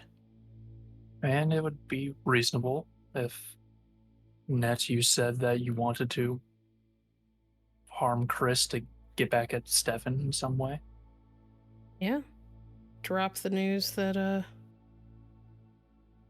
Karim and I found out about Kris's true heritage and the family connection, and I snapped, and now I'm hunting you. We could make it a whole family thing. We'll hurt your kin to avenge our kin. Mm-hmm. We're also waiting to hear back from Vidar to see if he has any tips or aid he can provide in this. And I need to go find a bird at some point. A bird? A crow or a raven. Odin? Thought you were No. Irish. I am. I need to speak with the Morgan. Oh, right.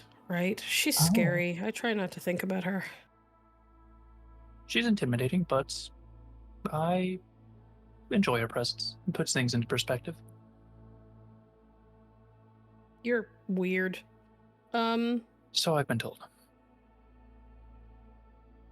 Nat looks deeply uncomfortable at just the mention of the Morrigan. It's easy to assume that if they haven't met, she has maybe met one of the Morrigan's kids and was deeply put off. Karim is the opposite. For what it's worth, I really respect the Morrigan, you know? She's one of the few deities who really understands the power of truth and lies. You're weird too. Tell her you said that.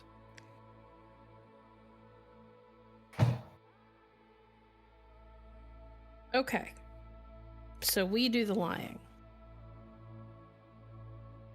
Mm-hmm. Pitch it that we've turned on you guys, or at least on Kris, and you guys by default. Set up a time and a place. Are we going with the explosion or not going with the explosion idea? Knowing with Stefan's skill sets, it might not be ideal. It would be good against this lieutenant of his and the wolves, but if it gives him an edge, gives him an out, it's not the best idea. Perhaps we can do a concussive blast instead? Yeah, I was going to say, like, would non-incendiary bombs, like, have the same... He wouldn't be immune to them. Probably not. I mean, they probably wouldn't. He wouldn't be immune to them. If there wasn't fire involved.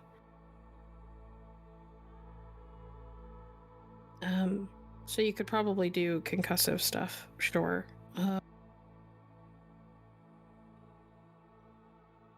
So you need a place where we could pull this off. Okay, well, if we're not using fire, I may know who we can call.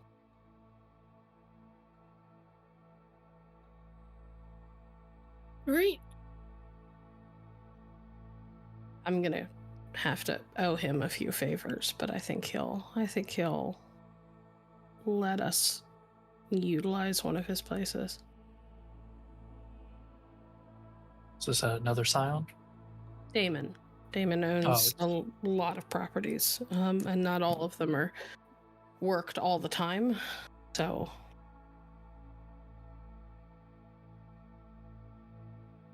All right. He could probably loan us one of his places that isn't currently in use. He just bought a few parcels of land kind of all over the place, just in case he ever needs to move, so... Just means I have to ask him to give one of them up.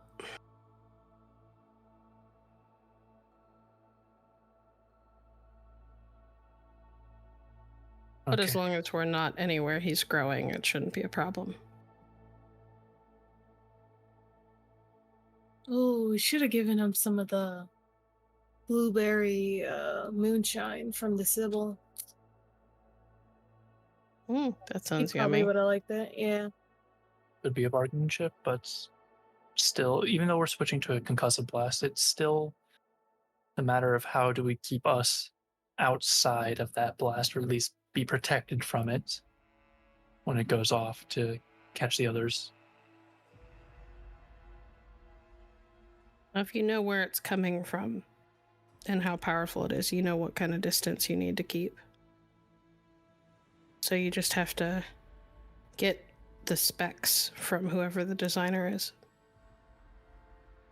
And make sure that whoever is using it has really good aim. Well, my concern is not so much the range itself, but it's finding the method for us to be out of it, but they to be within it without catching on. I mean, I assumed you would set it off and like after the fight had already started. That could work. Oh, I see. Yeah, that would make sense. And at the very least, we could always have, or we could always figure out remote activation, or at least one of us is pretty, or sorry, at least two of us are pretty good with long distance shooting and stuff, so if anything backfires, they can always set it off with a shot. So okay, I'll make some calls and see if Damon can give up some space or know somebody who could give up some space.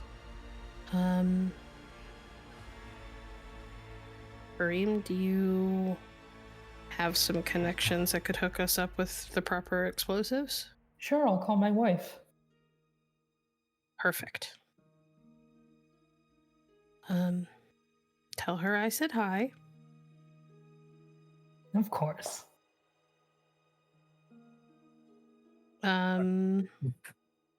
is your wife a Scion? No, but she's trustworthy. Okay. No, so I was taken back by the information a little bit. She's Not that I'm scared. surprised that you have a wife. It's just She's also surprising to know. scary, but in a really fun way. I don't know what that means, but in a sense, I feel like that carries your point across because I find that scary. There aren't very many mortals that would make me think twice. She's one of them. Yeah, she's a special woman. Wait, so the Scions also have Scion kids? Oh, okay. That's a big question. So here's the thing about Scion heritage. In theory, Scions can have children who carry the potential for divinity themselves. But the further they get away from the source, so to speak, the thinner the blood gets and the less likely. But there's also the reality that some Scions go on to become gods themselves. And if that happens and they had a kid before they were a god, they can go to that kid and perform a visitation and make them a Scion if they choose to. What? Okay.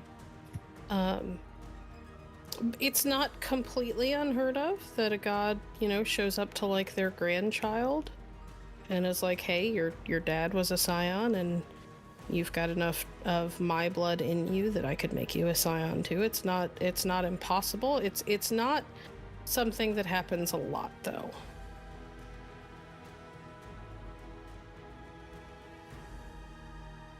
The more you know. Indeed. So your kids are likely to be safer or to live safer lives than you, if you have kids. Yes. Right.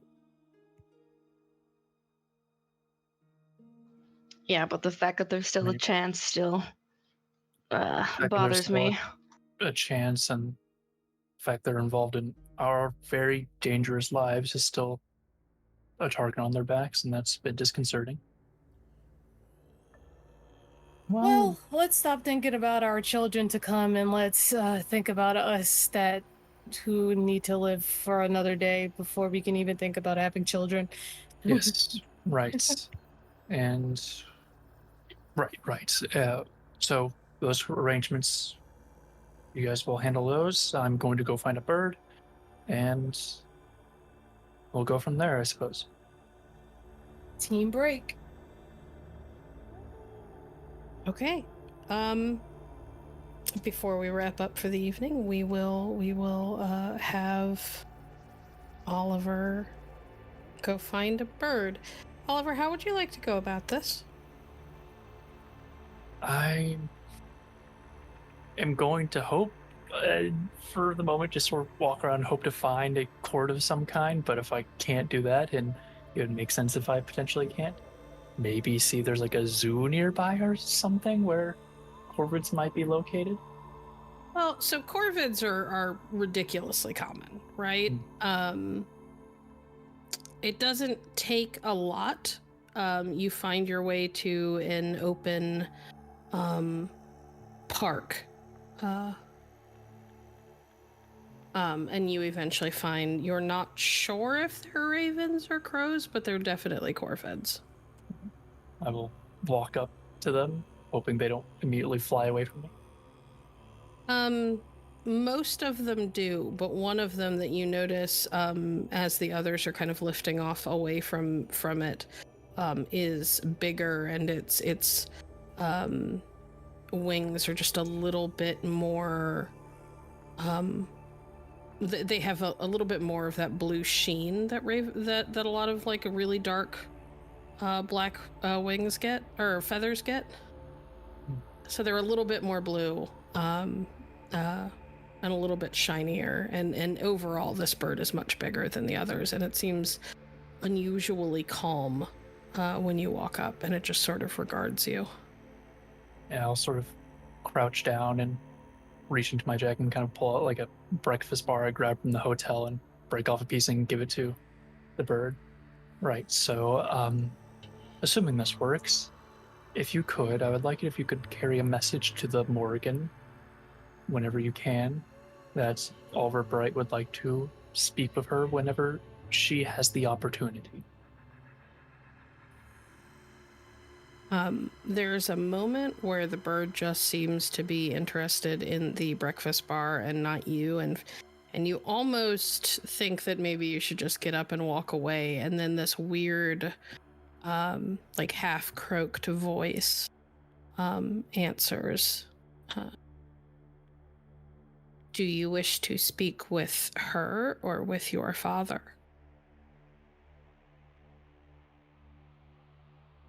Seeing as we're making some battle plans here, my father would probably be ideal, but I'll take either one.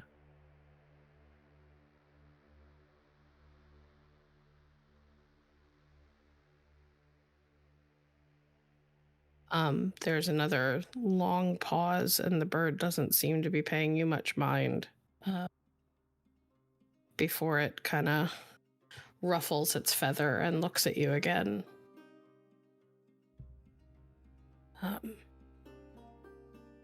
Your father insists that specifics should be answered with specific questions. Or specific questions should be answered specifically. I would prefer Ogma.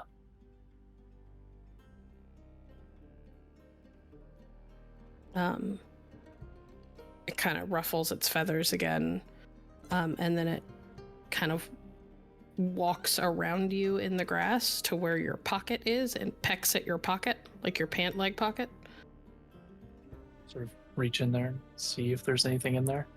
You've got some like change and stuff, and the second you pull it out, it steals like the biggest, shiniest quarter you've got and flies away. I thought the bar was going to be payment enough, but quarter works as well. I'll put the rest of my change back. Okay. Well, it's been a very interesting and roleplay heavy session. And this is about where we will wrap it up, unless anybody else has anything that they wish to do before we call it for the night.